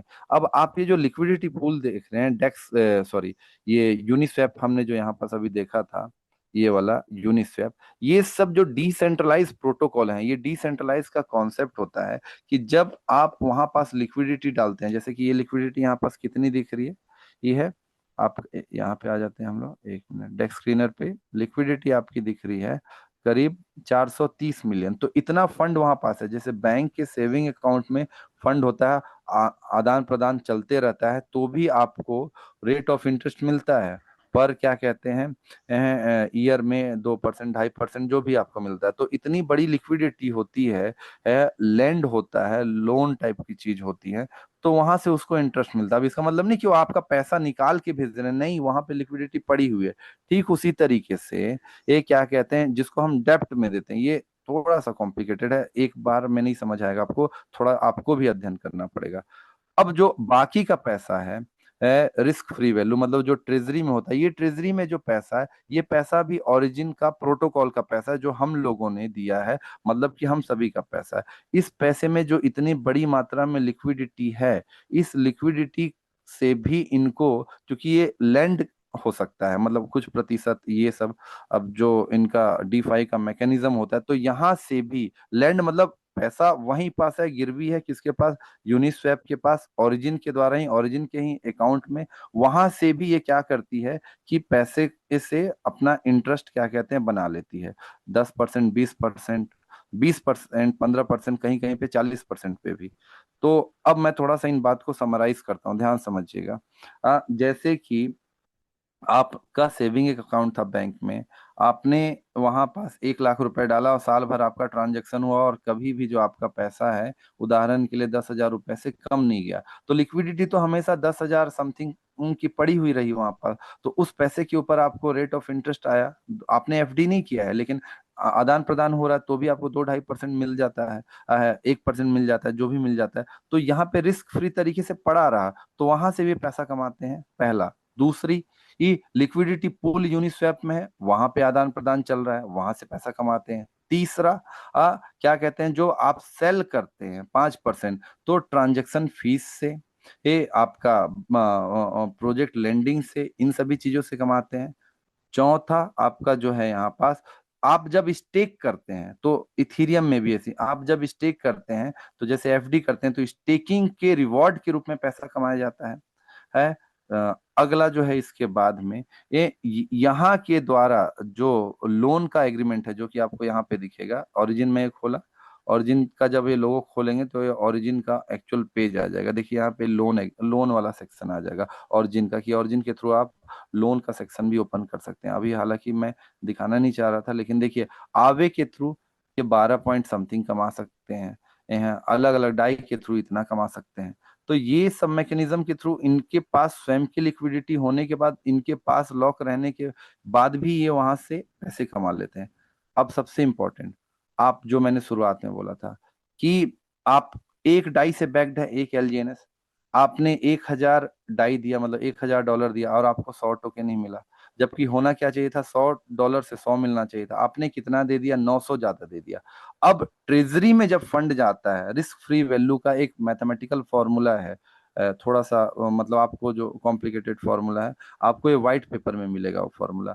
मैं आप लोग को वो फॉर्मूला नहीं तो भेज दूंगा, और आप लोग खुद से अध्ययन करना चाहेंगे तो आप लोग ना, ये व्हाइट पेपर में ना थोड़ा सा डिटेल में जाइएगा, आपको फॉर्मूला मिल जाएगा। मिल जाएगा वो, मतलब कि लीनियर इक्वेशन पे भी होगा, एक्सपोनेंशियल पे भी होगा, वो मैथमेटिक्स लगेगा बेसिकली, कहना चाहूँ, वहां से फॉर्मूला मिल जाएगा कि किस तरीके से कितना पैसा आपका ट्रेजरी में है, तो कितना पैसे से कितने टोकन मिंट होते हैं। अब आते हैं वापस से पुराने पे, कि $1,000 आपने दिया, उसके बदले आपको 100 टोकन ही मिला, तो आपने $900 एक्स्ट्रा दिया। तो अगर आपका जो टोकन है, जो आपने लगाया 100 टोकन, वो मान लेते हैं कंपाउंडिंग होके, जो स्टेक में आपने लगाया कंपाउंडिंग होके, साल भर में उदाहरण के लिए 100 जो आपने लगाया, 100 भर में कितने टोकन हो गए, 1137 टोकन हो गए। अब 1137 टोकन के लिए उसको तो $1137 ही चाहिए, 900 तो आपका पहले से ही पड़ा हुआ है, और लेंड से वो पैसे कमाएगा ही, बोरो से, लोन से पैसे कमाएगा ही, क्योंकि उतनी बड़ी लिक्विडिटी है। फिर जो प्रतिदिन आप अपना सॉरी, जो आप टरबाइन निकालते हैं, या फिर जो बाकी लोग पैसे डालते हैं, वेब स्पाइडर निकालते हैं, तो 24 घंटे के लिए लिक्विडिटी लॉक होती है, 16 घंटे के लिए लिक्विडिटी लॉक होती है। तो आपका बैंक में अगर आपने उदाहरण के लिए 1 करोड़ रुपए डाल दिया 10 दिन के लिए भी, तो 10 दिन का भी तो आपको रेट ऑफ इंटरेस्ट मिलता है ना। तो यहाँ पर पता नहीं पर सेकंड कितने बिलियंस और कितने मिलियंस ऑफ पैसे आ रहे हैं जा रहे हैं, तो उसका भी इनको रेट ऑफ इंटरेस्ट मिलता है। तो इतना ब्यूटीफुल डिजाइन है, इतनी गजब की इंजीनियरिंग है कि उस पैसे के आदान प्रदान से पहले ही आपको एक, इसको साल भर में आपको कितना देना है, एक बार भी नहीं देना है, ध्यान रखिएगा। साल भर में धीरे धीरे करके इसको आपको 1137 टोकन देने हैं, और 1137 टोकन के लिए 900 टोकन, 900 डाई आपने ऑलरेडी दिया हुआ है इनको। अभी सुनिएगा ध्यान से, तो 900 तो ऑलरेडी बैक्ड है इनके पास। अब सुनिएगा, और ये साल भर में देने, तो साल भर में आपके $900 से ये कितना बना लेगा प्लस। तो बोलेंगे सर हमको तो पैसा तो वो जो उस समय का करंट प्राइस है उसके हिसाब से मिलता है। तो करंट प्राइस के हिसाब से जो आपको पैसा मिलता है वो काम ट्रेजरी का नहीं, वो काम लिक्विडिटी पूल का है। कहाँ गया लिक्विडिटी पूल, एक मिनट। ये लिक्विडिटी पूल मतलब आपको पैसा ओरिजिन एक्चुअली में दे ही नहीं रहा है ना। यहाँ हो क्या रहा है देखिए, एक व्यक्ति ने $12.95 पे 7.57 एलजीएनएस बाय किया, तो किसी व्यक्ति ने बेचा है, किसी के वॉलेट से गया है, तो buy and sell liquidity pool से हो रहा है, वो तो आपको टोकन दे रहा है। और मैथमेटिकली ओरिजिन एकदम सही है। पैसा हम डिसाइड कर रहे हैं, प्राइस मार्केट डिसाइड कर रहा है। अब ये चीज तो बिटकॉइन में भी हो रहा है। कोई एक व्यक्ति ने, बाइनेंस है हमारे पास, किसी एक व्यक्ति ने 1,18,477 पे बाय किया, किसी व्यक्ति ने बेचा। तो पैसा तो एक्चुअली दूसरे से इधर आया, और आपके पैसे ट्रेजरी में जाके, लिक्विडिटी पूल में जाके, लैंड होके, डेप्थ में जा आके पैसा बढ़ गया, और उसने टोकन दिया, और वहां से भी वो कई गुना अच्छा मतलब कि ये रेट ऑफ इंटरेस्ट कमा लिया। फिर साल भर में दे रहा है, साल भर में पैसे अच्छे खासे हो गए। जैसे आप म्यूचुअल फंड में साल भर, 2 साल, 5 साल रखेंगे तो ग्रो होगा। तो इस तरीके से ब्यूटीफुल डिजाइन है। क्यों, ये कैसे कर पा रहे हैं? क्योंकि ये बेसिक इकोनॉमिक्स है फाइनेंस का। तो फाइनेंस की चीज को इन्होंने कोड करके, जैसे बैंकिंग सेक्टर चलता है, आज भी बैंकिंग सेक्टर की टेक्नोलॉजी पुरानी है, इन्होंने इसको ब्लॉकचेन में ले आया, क्योंकि blockchain is a revolutionary project. इस हिसाब से पूरा रेट का मैकेनिज्म चल रहा है। अगर बहुत डीप में समझना है तो फाइनेंस को भी समझे, प्रोग्राम को भी समझे, मतलब थोड़ा सा कोड को भी समझे, एंड मोस्ट इंपॉर्टेंट जो इन सब का बैकबोन है, मैथमेटिक्स को समझे। आपको आपके प्रश्न का डीप में आंसर मिल जाएगा। जी रमेश सर, धन्यवाद।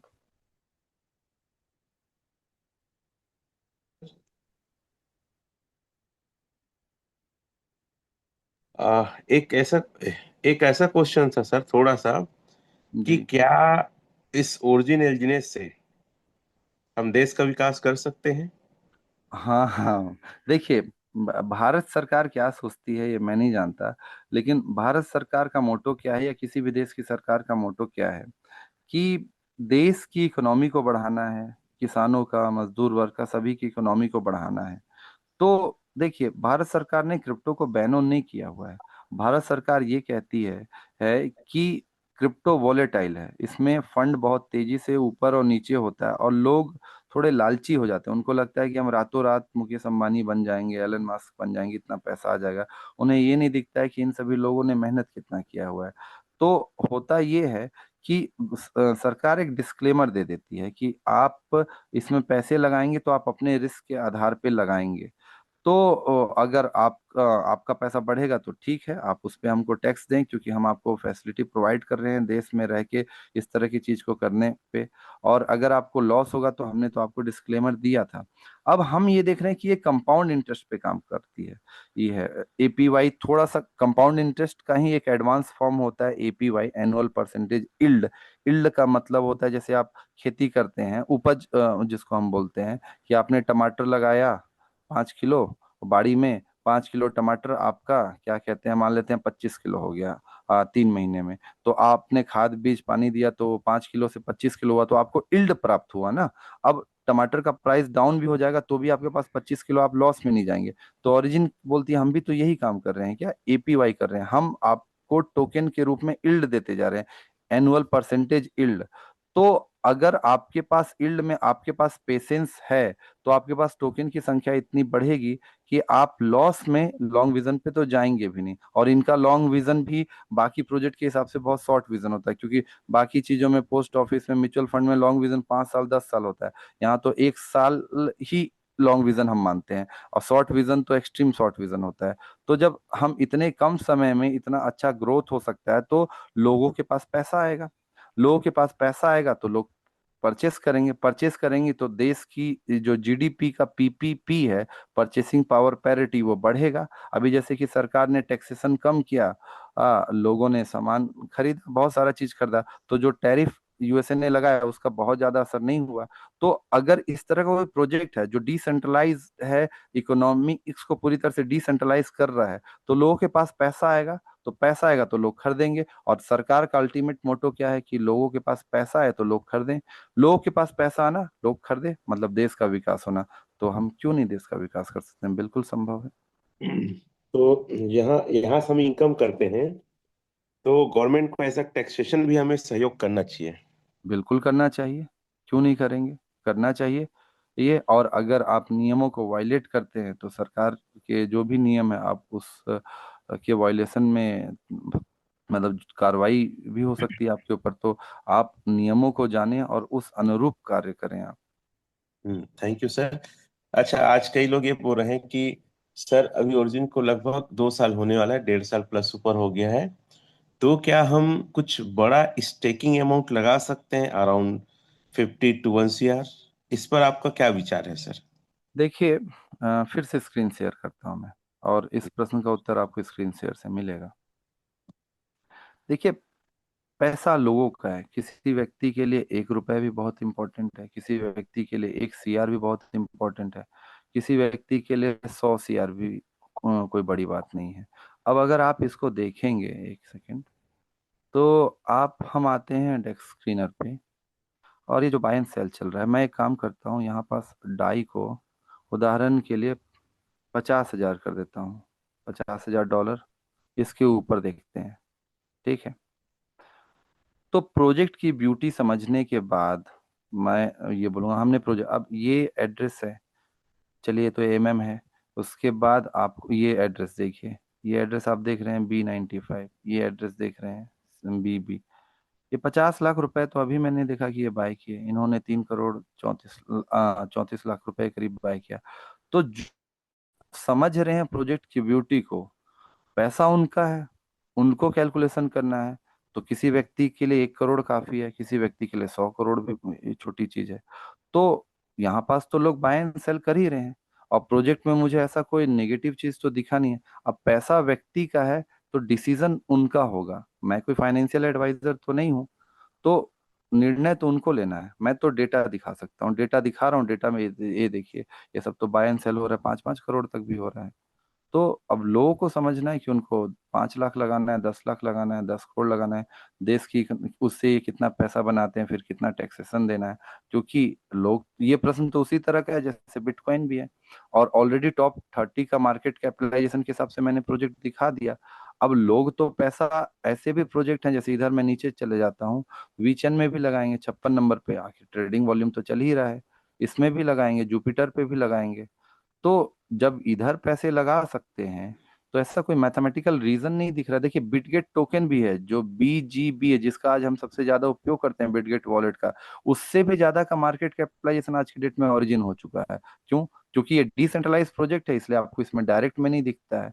क्योंकि ये जो कॉइन मार्केट कैप है, ये भी सेंट्रलाइज है, इसलिए दिखाता नहीं। इसके डेस्क में दिखता है। जैसे मैं यहाँ पास ओपन करूंगा LGNS, तो इसके डेस्क में दिखता है। क्योंकि ऑरिजिन ये बोलती है कि हम कॉइन मार्केट कैप को क्यों पैसा दें भाई, हम पैसा लोगों के लिए रखें। लेकिन कॉइन मार्केट कैप का अब मजबूरी हो गया कि नहीं, ये प्रोजेक्ट इतना बड़ा होते जा रहा है कि इनका जो विजन है वो बढ़ रहा है, तो हमको इसको रजिस्टर करना पड़ेगा। तो रजिस्टर कर लिया, तो यहाँ पास ये 3,613 पे दिखता है। क्यों? क्योंकि ये डिसेंट्रलाइज है। लेकिन अगर आप मार्केट कैप असली में देखना चाहते हैं, तो यहाँ डेस्क स्क्रीन से दिखता है जो मैंने दिखाया, टॉप 30 का प्रोजेक्ट है। अब अगर आप ये प्रश्न पूछ रहे हैं कि सर हम पैसा लगाएं कि नहीं लगाएं, टॉप 30 का ऑलरेडी प्रोजेक्ट है। लोग तो पैसा पता नहीं 100 के पता नहीं कहाँ कहाँ लगा देते हैं। तो क्या यहाँ नहीं लगाया जा सकता? और लगाया जा सकता है, तो जो लोग इसको समझे हैं वो ऑलरेडी 2-2 करोड़, 3-3 करोड़, 10-10 करोड़ भी लगा रहे हैं। और जो लोग इस नहीं समझ रहे हैं, उनके लिए 5,000 रुपये भी काफी है लगाना। वो सोचते नहीं हमारा लॉस हो सकता है। सर निर्णय ये आपको लेना है, निर्णय आपको बायर लेना है। सर बायर्स बोल रहे हैं, उसको थोड़ा अच्छे से एक्सप्लेन करके दिखाएंगे सर, कितने बड़े बड़े व्हेल या बायर्स आज या कल में ये आएंगे आप आएंगे। खुद देखिए, ये C4 तो चलिए एएमएम है। एएमएम मतलब ऑटोमेटिक मार्केट मेकर, जो मतलब रेट के मैकेनिज्म को क्या कहते हैं मेंटेन करने का प्रयास करता है। लेकिन ये आप देखें, ये एड्रेस देखें आप, ये एक अलग एड्रेस है। ये देखिए 72,000 डॉलर, 72 लाख समझ लीजिए। ये आपका उसके बाद फिर यहाँ पास देखिए 50 लाख। फिर उसके बाद आप ये देखिए 3,34 लाख, मतलब लगभग 3,35 लाख हो गए। फिर कब उसके कब बाद तक? 3 करोड़ जी, कब तक? ये 3 करोड़। देख रहे हैं, ये वाला आप हम्म। देखें अच्छे से। ये देखिए हम्म। ना, 25 अक्टूबर। ये देखिए पॉलीगॉन पे जाके वेरीफाई कर लीजिएगा। हाँ, 4 मतलब 3,34,997 डॉलर। अब एक भाई बार ओपन करके दिखाएंगे सर, वेरीफाई करके उसको, ओपन कर जो देते बाय हैं सर। है यहाँ सर। पे ओपन कर देते हैं, ये ब्लॉकचेन ओपन हो गया। ये देखिए ट्रांजेक्शन दिख गया यहाँ पास, ये पूरा। ये देखिए दिख रहा है यहाँ पे, ये देख तो रहे हैं आप। एक शॉट में 3 करोड़ से ज्यादा बाय है सर। तो अब लोगों के विवेक के ऊपर है सर। आप क्या कहते हैं मतलब, अब डाउट है तो एक बार मुझसे डायरेक्ट कांटेक्ट कर लें। मैं और भी अच्छे से बताने का प्रयास करूंगा, लेकिन डिसीजन, निर्णय आपका होगा कि कोई, क्योंकि भारत सरकार भी बोलती है अगर आप म्यूचुअल फंड में पैसा लगा रहे हैं तो आप अपने जोखिम के ऊपर लगा रहे हैं। लेकिन यहाँ पास मैंने जो देखा, कंपाउंडिंग इतनी बड़ी ताकत है। पेशेंस रखें, लोगों के पास पेशेंस नहीं है, लोग लालच कर देते हैं जिसके कारण वो अपना फंड लॉस कर देते हैं। कुछ पेशेंस रखें, आपका फंड नहीं लॉस होगा। विशेष अगर आपको है तो आप मिल सकते हैं मेरे से, रमेश सर के माध्यम से आ जाए, डिटेल में दिखा दें। क्योंकि अगर आपको लग रहा है वो बड़ा फंड है तो आप ज्यादा डिटेल में एक सेशन में नहीं समझ पा रहे हैं, तो स्वागत है आपका, मैं बताने का प्रयास करूंगा। ज्ञान देना ही मेरा उद्देश्य है, दे देंगे। हाँ सर, एक और सवाल आता है, इसका जी, रेट मिनिमम कितना जा सकता है और कब ये जा बड़ा सकता अच्छा सवाल है और बहुत मस्त सवाल है। देखिए, as per the mechanism, mechanism ये है कि ट्रेजरी में जो ट्रेजरी बॉन्ड है या जो कोड है, उन्होंने एलजीएनएस के प्राइस को, ध्यान से समझिएगा इसको, एलजीएनएस के प्राइस को उन्होंने एक डाई से बैक्ड किया है।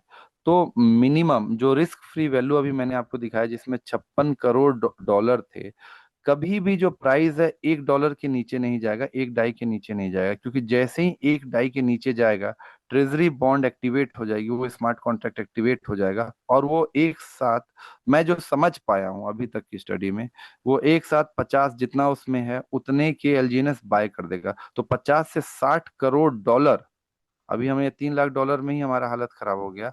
50 से 60 करोड़ डॉलर की चीज को बाय करेगा। और जितने एलजीएनएस बाय करेगा स्वयं ओरिजिन का स्मार्ट कॉन्ट्रैक्ट, उतने सारे एलजीएनएस को बर्न भी कर देगा। जब एक ही बार में 50 से 60 करोड़ बाय होंगे, तो आप सोचिए कितना बड़ा वॉल्यूम आएगा। तो लोग पागलों टाइप से वापस से खरीदना स्टार्ट कर देंगे। फिर से मैकेनिज्म ऊपर चला जाएगा। ये उन्होंने बैकअप फंड बनाया है रिजर्व में। रिजर्व में मतलब आप समझे कि 15 लीटर का आपकी बाइक का पेट्रोल है, या फिर कार, बाइक से लेते हैं उदाहरण अच्छा रहता है। 15 लीटर का आपकी बाइक की टंकी है, जिसमें रिजर्व 2.5 या 3 लीटर पे लगता है। तो आपके गाड़ी में मान लेते हैं अभी 12 लीटर पेट्रोल है, तो 12 लीटर या 13 13 लीटर मान लीजिए, अभी 13 का रेट चल रहा है, 13 लीटर का पेट्रोल है आपका। 13 लीटर घटते घटते कहाँ पास पहुंच जाता है, पहुंच जाता है आपका $9 के आसपास में। लेकिन हमने क्या देखा कि अभी डाउन हो रहा था, 9.23 के आसपास ही वापस से लोग बाय करने लगे, क्योंकि कम में मिल रहा था। तो लोग जो है वही परचेस इतना करने लगते हैं कि आज तक इसको 8.84 के नीचे नहीं जाने दिए ये। और ओरिजिन ने तो $1 तक जाने अगर चली जाती है तो भी वापस से रेट को वो पहुंचाने की क्षमता रखती है 15 से 20 डॉलर पे, और फिर उसके बाद लोग आ जाएंगे। तो कम्युनिटी इतनी बड़ी है कि वो कम्युनिटी ही इसको क्या कहते हैं, $5 $6 मतलब $8 8.84 के नीचे नहीं जाने दी। और हम जो कैलकुलेशन करते हैं कैलकुलेटर में, उस कैलकुलेशन के हिसाब से मैं बोलूं कि रेट $2 पे भी अगर चला गया और ट्रेजरी एक्टिवेट नहीं, उदाहरण के लिए, तो भी आपका फंड लॉस होने की संभावना ना के बराबर हो जाती है। क्योंकि इतनी ज्यादा इसमें हैवी लिक्विडिटी है और कंपाउंडिंग में इतनी क्षमता है कि बस पेशेंस रखना है, आपका फंड आपके पास आ जाएगा। और $2 जाएगी तो मैं क्या, पता नहीं कितने बड़े बड़े लोग हैं, दो क्या, $5 तक, $8 से नीचे नहीं जाने देंगे, $6 से नीचे उससे पहले ही बाय कर लेंगे। क्योंकि इस लेवल पे लोगों को प्रॉस्परस बना रहा है ये। तो साफ साफ बात ये है कि इतना मतलब कि आपका क्या कहते हैं, मतलब कि अच्छा प्रोजेक्ट है, तो लोग इस तरह के प्रोजेक्ट को हाथ से क्यों जाने देंगे। तो इसीलिए प्राइस डाउन भी हुआ, $5 $6, एक उदाहरण बना रहा हूं, तो भी लॉस नहीं होना है। $1 पे तो खुद ट्रेजरी बाय कर लेगी। तो पांच, मैं तो $2 $1 पे भी कैलकुलेशन करूं तो भी लॉस नहीं होता है जनरली। जी। हाँ सर। सर आप बार बार एक शब्द यूज करें, ट्रेजरी फंड। तो जी। ट्रेजरी फंड का एड्रेस क्या है, ये कब खुलेगा, कब उपयोग होगा?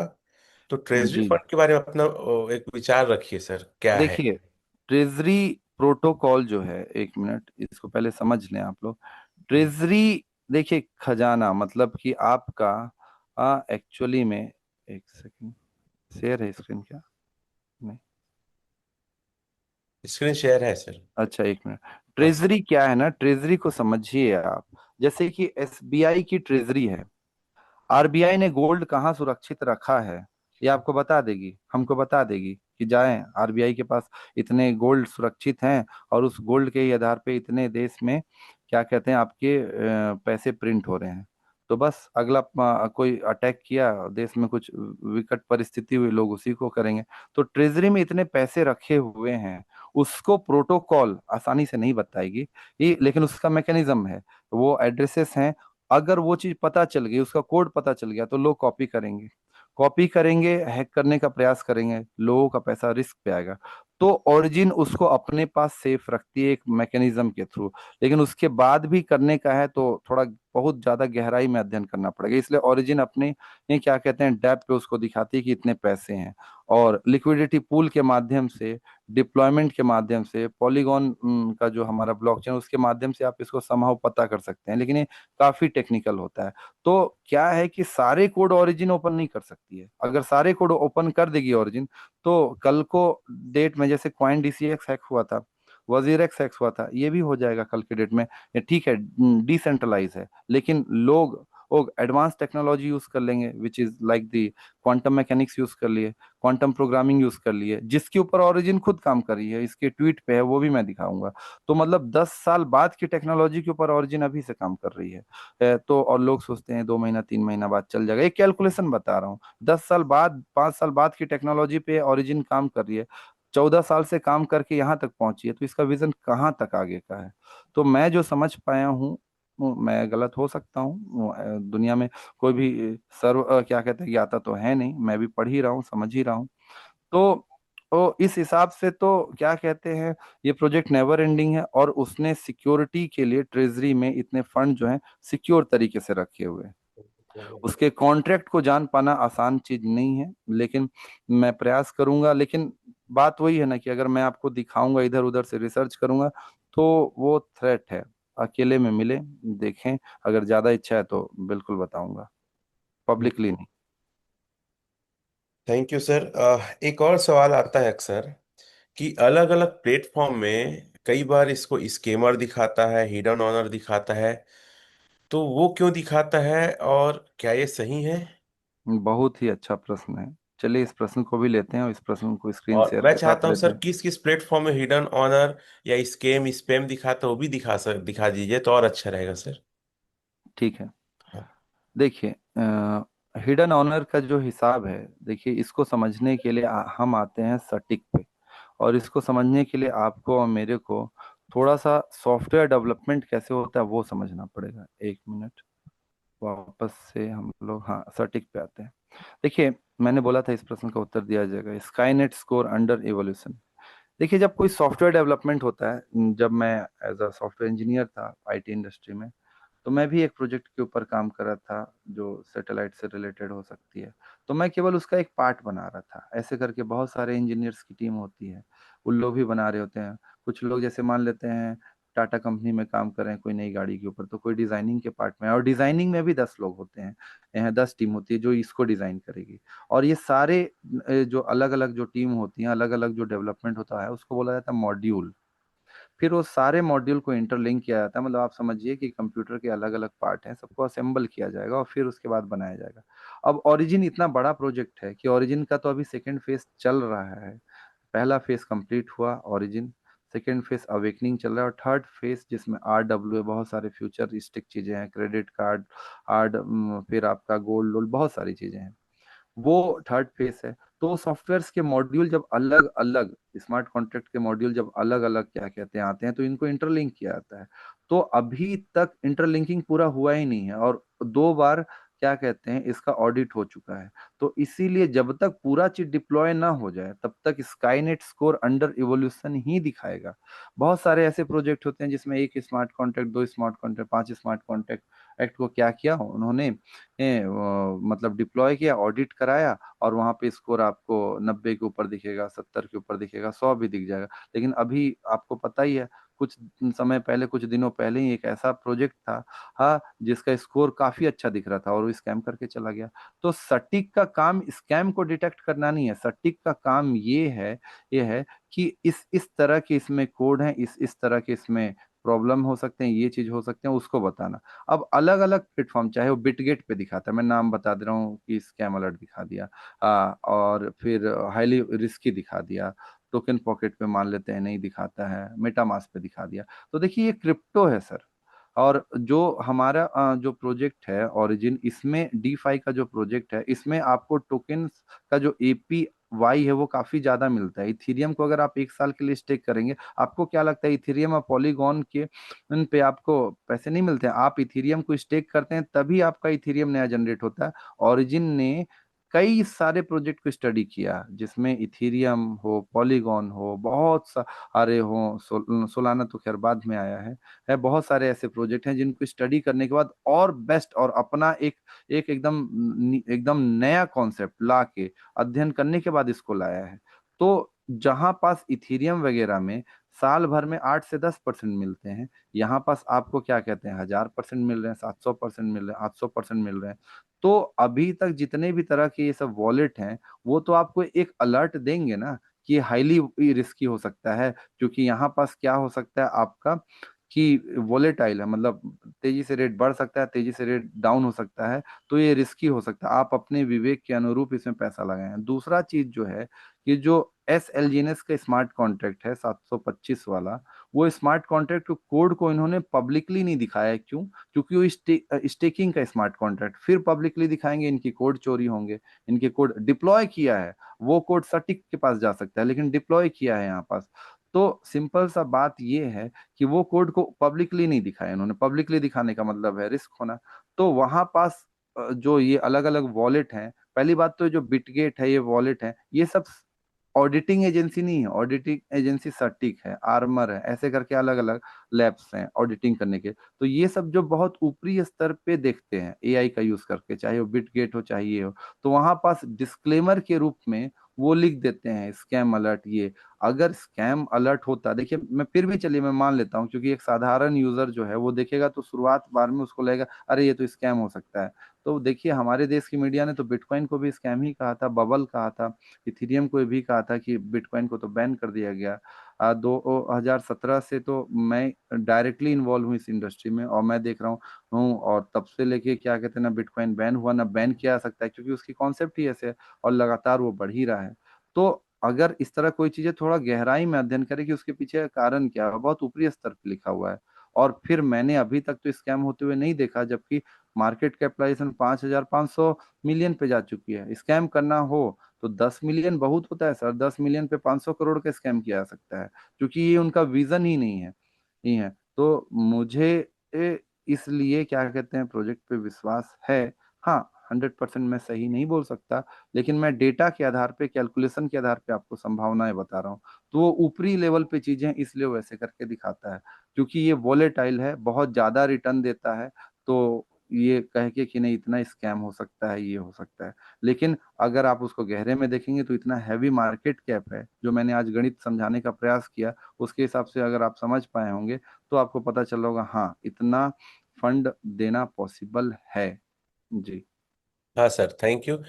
एक लास्ट क्वेश्चन पूछता हूँ सर, उसके बाद हम कुछ क्वेश्चन आंसर लेंगे जो आपने आज पूरा एक्सप्लेन किया, और सभी यूजर्स और साथी को बता दूं, शशि सर का टाइम कल परसों भी मिलेगा, क्वेश्चन आंसर ब्रॉडकास्ट ऐसे ही करेंगे। क्वेश्चन है सर कि ग्रो टुगेदर टीम के विषय में या मेरी लीडरशिप के विषय में, जो पैम मीडिया में हम आज धमाल धमाल मचा रहे हैं, आज 45 डाव अचीवर्स हैं, तो इसके बारे में आपका क्या कहना है प्लीज। सर आप आप मेरे बड़े भाई समान हैं।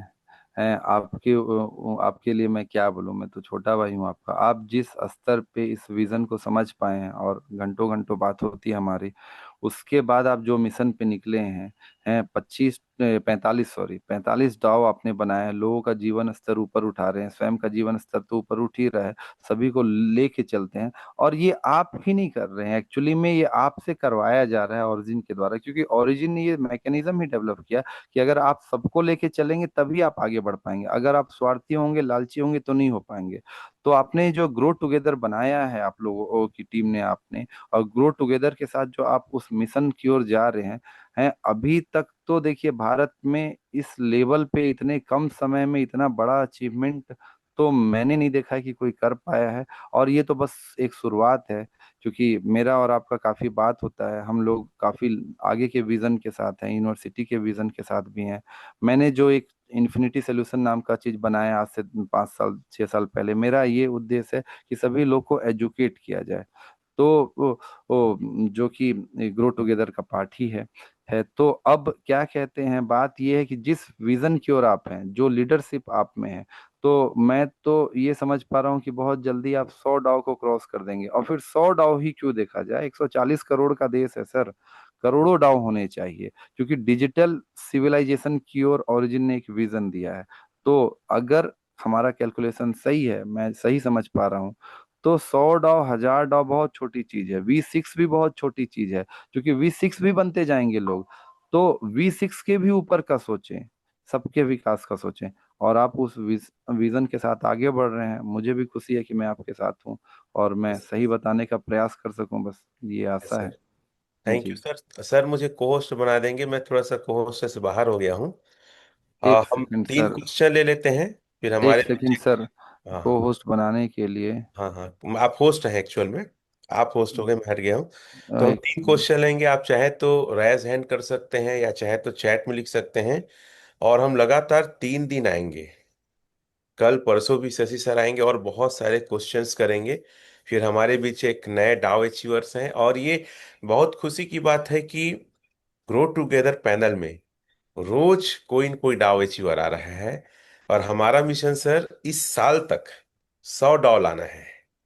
बाकी तो 2025 में हम 100 V6 का टारगेट करेंगे। एक बार चेकआउट कर लेंगे, V5 रमेश पटेल करके है। V5 रमेश पटेल, एक मोबाइल से जुड़ा है वो अलग है, एक स्क्रीन शेयर हो गया है। तो क्वेश्चंस करने के लिए काफी लोग एक रेस मिनट हैंड कर सर, रहे हैं। V5 सर्च कहाँ से होता हाँ, है? V5 रमेश पटेल करके लिखा है। कोई भी को होस्ट है, मुझे को होस्ट चाहे तो बना सकते हैं, और आप ही बना सकते हैं सर। मैं थोड़ा सर अभी एक्चुअली में जूम को लेके उतना फैमिलियर नहीं हूँ, थोड़ा आप माफी सर उसमें चाहूंगा। जाइए ना सर, पार्टिसिपेट में जाइए, मेरा नाम आएगा, वहां बना पार्टिसिपेट सकते कहाँ हैं। पास है? हाँ, ये ओके पार्टिसिपेट। ओके। हाँ, ओके ओके तो ओके, हम यहाँ एक पास होस्ट ऑप्शन दे देंगे। V5, ये और जो मोर। भी साथी क्वेश्चन करेंगे, आप सभी लोग से निवेदन है कि जिस टॉपिक पे आज चर्चा हो उस पे करेंगे, क्योंकि बहुत सारे क्वेश्चन, हम तो 100 क्वेश्चन लिख के रखे हैं। टाइम की कीमत बहुत है। Yes sir, thank you very much. इसलिए हाँ, संजय कुमार सर को मैं अनम्यूट का ऑप्शन देता हूँ, और आप शशि सर से क्वेश्चन पूछ सकते हैं। चेक करें सर, आपके पास अनम्यूट का ऑप्शन है, चेक कर ले। सर आप चैट बॉक्स भी पढ़ के आप एक का क्वेश्चन का जवाब दे सकते क्वाइन हैं। क्वाइन कैसे बनते हैं? डिसेंट्रलाइज फाइनेंस की दुनिया में जब आप पैसे डालते हैं लिक्विडिटी पूल में और ट्रेजरी में, जब ट्रेजरी में पैसे जाते हैं, मतलब फंड जाता है डाई के रूप में, तो आपका जो क्वाइन है या टोकन है वो मिंट होके बाहर आता है। इथेरियम भी इसी कॉन्सेप्ट पे काम करती है, ओरिजिन भी इसी कॉन्सेप्ट पे काम करी है, तो ये कोई नया कॉन्सेप्ट नहीं है, ये डिसेंट्रलाइज फाइनेंस का कॉन्सेप्ट होता है। थोड़ा सा इसको डीप में आप पढ़ लेंगे तो आपको स्वयं आंसर मिल जाएगा। जी। यस, राज जैन सर को मैं अनम्यूट का ऑप्शन दे रहा हूँ, चेक कर लेंगे। यस, क्वेश्चन करे सर। सर नमस्कार। रमेश सर, मुझे मौका देने के लिए आपका बहुत बहुत धन्यवाद। सर वापस से मैं एक क्वेश्चन करना चाहता हूँ। जैसे कि आपने अभी वापस से बताया, मैं मेफेयर ट्रेनिंग में भी अटेंड किया था कि एक डाई के पेयर पे ही हमारा एलजीएनएस है। तो सर डाई के ही थ्रू हम क्यों परचेज नहीं करते हैं सर ये तो आप एलजीएनएस ये को? तो देख, ये आपकी स्वतंत्रता है सर। सर मैं तो ये बोलूंगा डाई के थ्रू ही परचेज करना। डाई आसानी से अवेलेबल नहीं हो पा रहा है मेरे ख्याल से, बाइनेंस से अवेलेबल कराएं, देखिए अब ये तो वही वाला बात हुआ। जैसे देखिए मैं थोड़ा सामाजिक व्यक्ति के रूप में अगर बोलूं तो मुझे कुरीतियां खराब है। लोग अभी भी दहेज लेते हैं। तो मैं आपसे पूछूं, लोग अभी भी दहेज क्यों ले रहे हैं? तो लोग बोलेंगे कि बाकी लोग दहेज क्यों लेना नहीं बंद कर रहे हैं। आप बंद करेंगे तो बाकी लोग भी बंद करेंगे। लोग दूसरों के ऊपर अध्यारोपित कर देते हैं।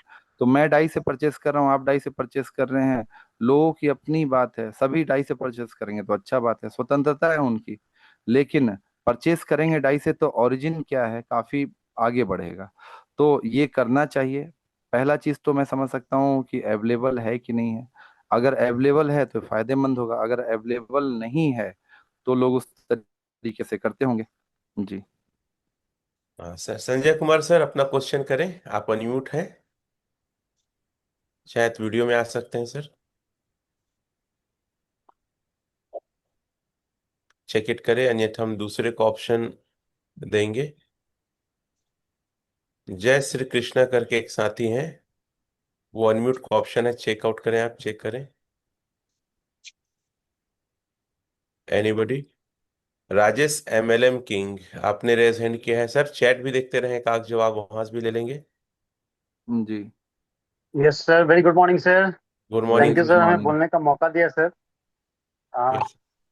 सर, मेरा एक सवाल था छोटा सा कि सर हमारा यहाँ पे जो लिक्विडिटी पूल, जो लिक्विडिटी प्रोवाइडर जो देखते हैं, ठीक है, चाय तो नहीं आती मेरे, मैं पानी पी रहे थे। वो पहले 7 दिखा रहा था, अभी वो 28 बढ़ के हो गया सर। तो ये बहुत आसान, ये किस जी, तरह से, ये बहुत आसान चीज है ये सर। कैसे देखिए, पॉसिबल है? हाँ देखिए हाँ मैंने आप लोग को चावल गेहूं वाला एग्जांपल दिया था। हाँ हाँ हाँ, ठीक। तो एक बात बताइए, पहली बार जिस व्यक्ति ने 100 किलो चावल डाला और 100 किलो गेहूं डाला, वो पहला लिक्विडिटी प्रोवाइडर हुआ। उसको रसीद जो ओके। मिला उसको हम बोलते हैं लिक्विडिटी, ये पूल का टोकन, LP टोकन। क्या उसके बाद लोग नहीं आए होंगे? जिसने, क्या हो सकता है किसी व्यक्ति ने 50 बोरी चावल डाल दिया हो और उधर से क्या कहते हैं 40 बोरी क्या कहते हैं गेहूं निकाल लिया हो। तो लिक्विडिटी पूल में कॉन्सेप्ट ये है ओरिजिन का कि अभी भी लोग बाय कर रहे हैं, सेल कर रहे हैं। तो लिक्विडिटी तो देंगे, लेकिन लिक्विडिटी देने के बाद जो उनका रसीद होगा, वो रसीद जो है मतलब जो LP टोकन है, वो ओरिजिन ने इस मैकेनिज्म से डिजाइन किया है कि वो प्रोटोकॉल का हो जाएगा, मतलब ओरिजिन का। उसको वो खींच के नहीं निकाल सकता। उसके पास जितना होगा उसी के आधार पे केवल अपने टोकन जो उसके पास स्टेक हुए, उसी को वो बढ़ा मतलब उसी को निकाल सकता है, बाकी की नहीं निकाल सकता है। तो कल को अगर हम मान लेते हैं उसमें LGNS डाई का पेयर डालें जो बॉन्ड के भी थ्रू है, LP बॉन्ड के थ्रू, स्टेबल बॉन्ड के थ्रू, तो ये नॉर्मल डिसेंट्रलाइज का कॉन्सेप्ट है, इसलिए वो बढ़ भी सकते हैं। ऐसा नहीं है कि एकदम लकीर ही है कि वो बढ़ेंगे नहीं। ये कॉन्सेप्ट की बात है। नेक्स्ट अच्छा, मतलब क्वेश्चन हम कोई भी चाहे तो यहाँ पे लिक्विडिटी प्रोवाइडर बन सकते हैं, है ना? ये इतना आसान नहीं है, लेकिन हाँ मतलब आप एक्चुअली क्योंकि मैं और आप परचेस कर रहे हैं तो भी तो वो एक तरह से हम लिक्विडिटी तो दे ही रहे हैं ना। अगर हम डाई उसमें हाँ, ऐड कर रहे हैं तो हम भी तो लिक्विडिटी दिए ना। तो नहीं बिल्कुल। मैथमेटिकली तो हम भी लिक्विडिटी प्रोवाइडर हुए, भले 0.001 हुए, मान लेते हैं उदाहरण के लिए। ठीक है sir, thank you. Next question लेते हैं सर। सुरेश पैकरा सर हैं, आप क्वेश्चन करें सर। सर नमस्कार सर। Good morning sir. नमस्कार। जी। Good thank you morning. Ramesh sir, मुझे यहाँ मौका दिया क्वेश्चन करने का। सर शशि सर अपना स्क्रीन शेयर कीजिए ना थोड़ा, डैश सिग्नर का। 1 मिनट।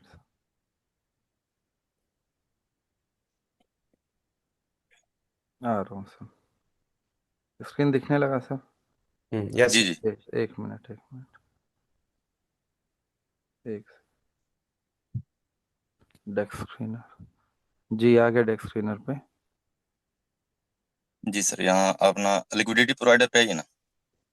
लिक्विडिटी प्रोवाइडर, एक जी, मिनट, कहाँ पास है लिक्विडिटी प्रोवाइडर? ये नीचे में सर, ये होल्डर के बगल में। हाँ, ओके। जी। जी, यहाँ पर जैसे 99.99% दिया है इस एड्रेस पे। तो हम हम्म। जैसे ब्लॉकचेन पे चलते हैं सर, एक्सप्लोरर पे आइए। हम्म। आ गया। ये तो मैंने आप दिखाया था ना आज आप लोग को। जी जी जी, बिल्कुल बिल्कुल। तो यहाँ जैसे 1 ईयर 20 है ना, 233 दिन दिखा रहे हैं, उसको टच कीजिए ना।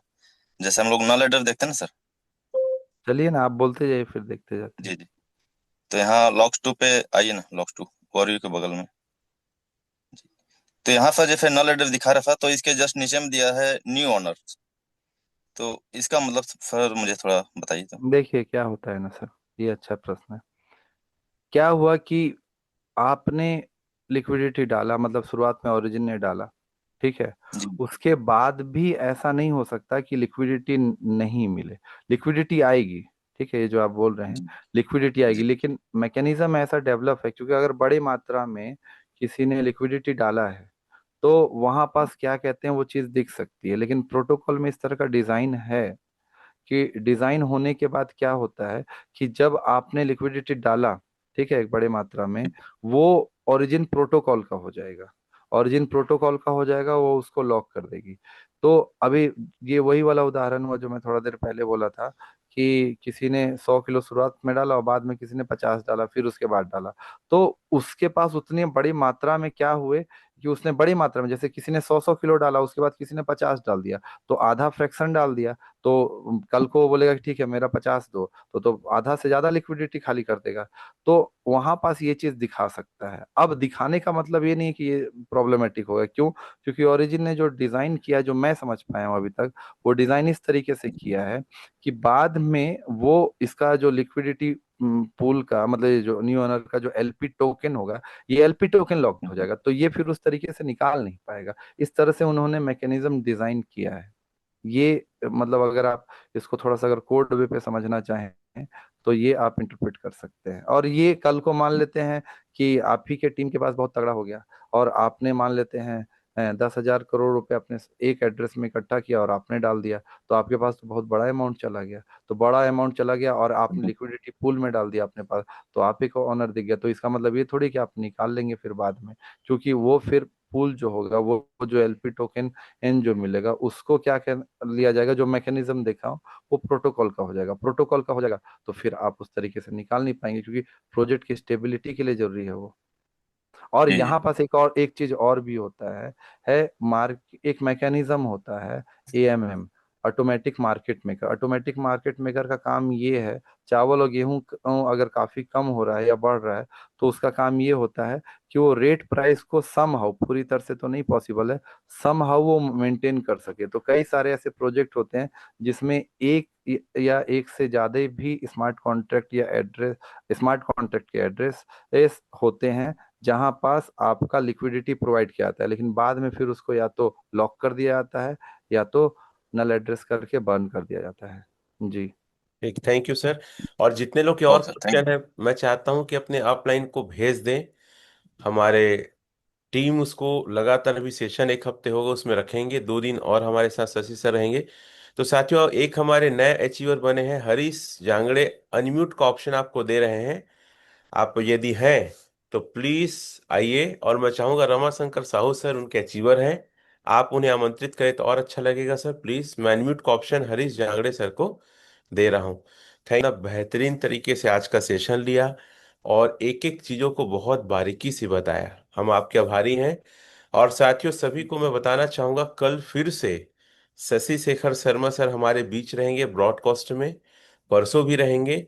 और जितने लोग का जो जो क्वेश्चन है अपने अपलाइन तक भेजिए, वो क्वेश्चन हमारे तक आएगा, उसको हम जरूर रखेंगे। टाइम के अभाव कारण सारे क्वेश्चन नहीं ले पा रहे हैं। तो एक बार हरीश जांगड़े सर, आप एक बार चेकआउट करें। और शशि सर। जी, मेरे को बोल रहे हैं सर। हाँ सर, आप आज की इस पूरे जो सवाल जवाब ये आपने बात रखा, उस पे आपका देखिए ये संक्षेप अच्छा में। लगता है, मैं ये अच्छा लगता है कि लोग, क्योंकि देखिए मैं एक शिक्षक भी हूँ, लेक्चरर भी हूँ, तो ये अच्छा लगता है कि लोग प्रश्न करते हैं, क्योंकि प्रश्न करने से क्या होता है, मुझ में भी इच्छा जागृत हो जाती है, क्योंकि मैं हर चीज़ थोड़ी जानता हूँ सर।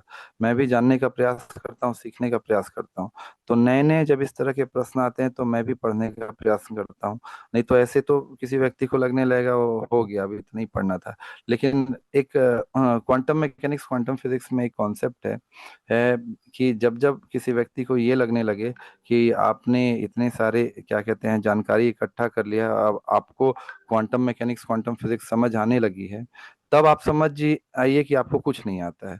तो जब जब प्रश्न आते हैं इस तरह के, तब तब मुझे समझ आता है कि मैंने तो अभी कुछ भी नहीं जाना है, अभी तो मैं केवल जानने का प्रयास कर रहा हूँ। और जिन इंजीनियर्स ने, जिन डेवलपर्स ने, जिन प्रमोटर्स ने शुरुआत में ओरिजिन के ऊपर इतना मेहनत किया है, मैं तो उनको लिटरली सल्यूट करता हूँ, नमस्कार करता हूँ कि क्या लेवल की इंजीनियरिंग उन्होंने लगाने का प्रयास किया और किया, जिसका परिणाम है कि ये प्रोजेक्ट 5.5 बिलियन के ऊपर चला गया, और पता नहीं आगे कितने लोगों के जीवन को ये बदल सकता है। तो इसी उम्मीद के साथ कि ये प्रोजेक्ट डिसेंट्रलाइज के कॉन्सेप्ट में जो डिजिटल इकोनॉमी बनाने की बात कर रही है, सिविलाइजेशन बनाने की बात कर रही है, आगे बढ़ते रहे, सभी का जीवन बढ़े, सभी लोग क्या कहते हैं समृद्ध हो, समाज का विकास हो, देश का विकास हो, हमारे देश का विकास हो, और हम इतना आगे बढ़ सकें कि कल को ओरिजिन में सबसे बड़ी कम्युनिटी भारतीयों की हो, और भारतीय फिर इससे एक, क्योंकि ये डिसेंट्रलाइज है, और भी इसमें नए तरह की चीजें हो को डिप्लॉय किया जा सके।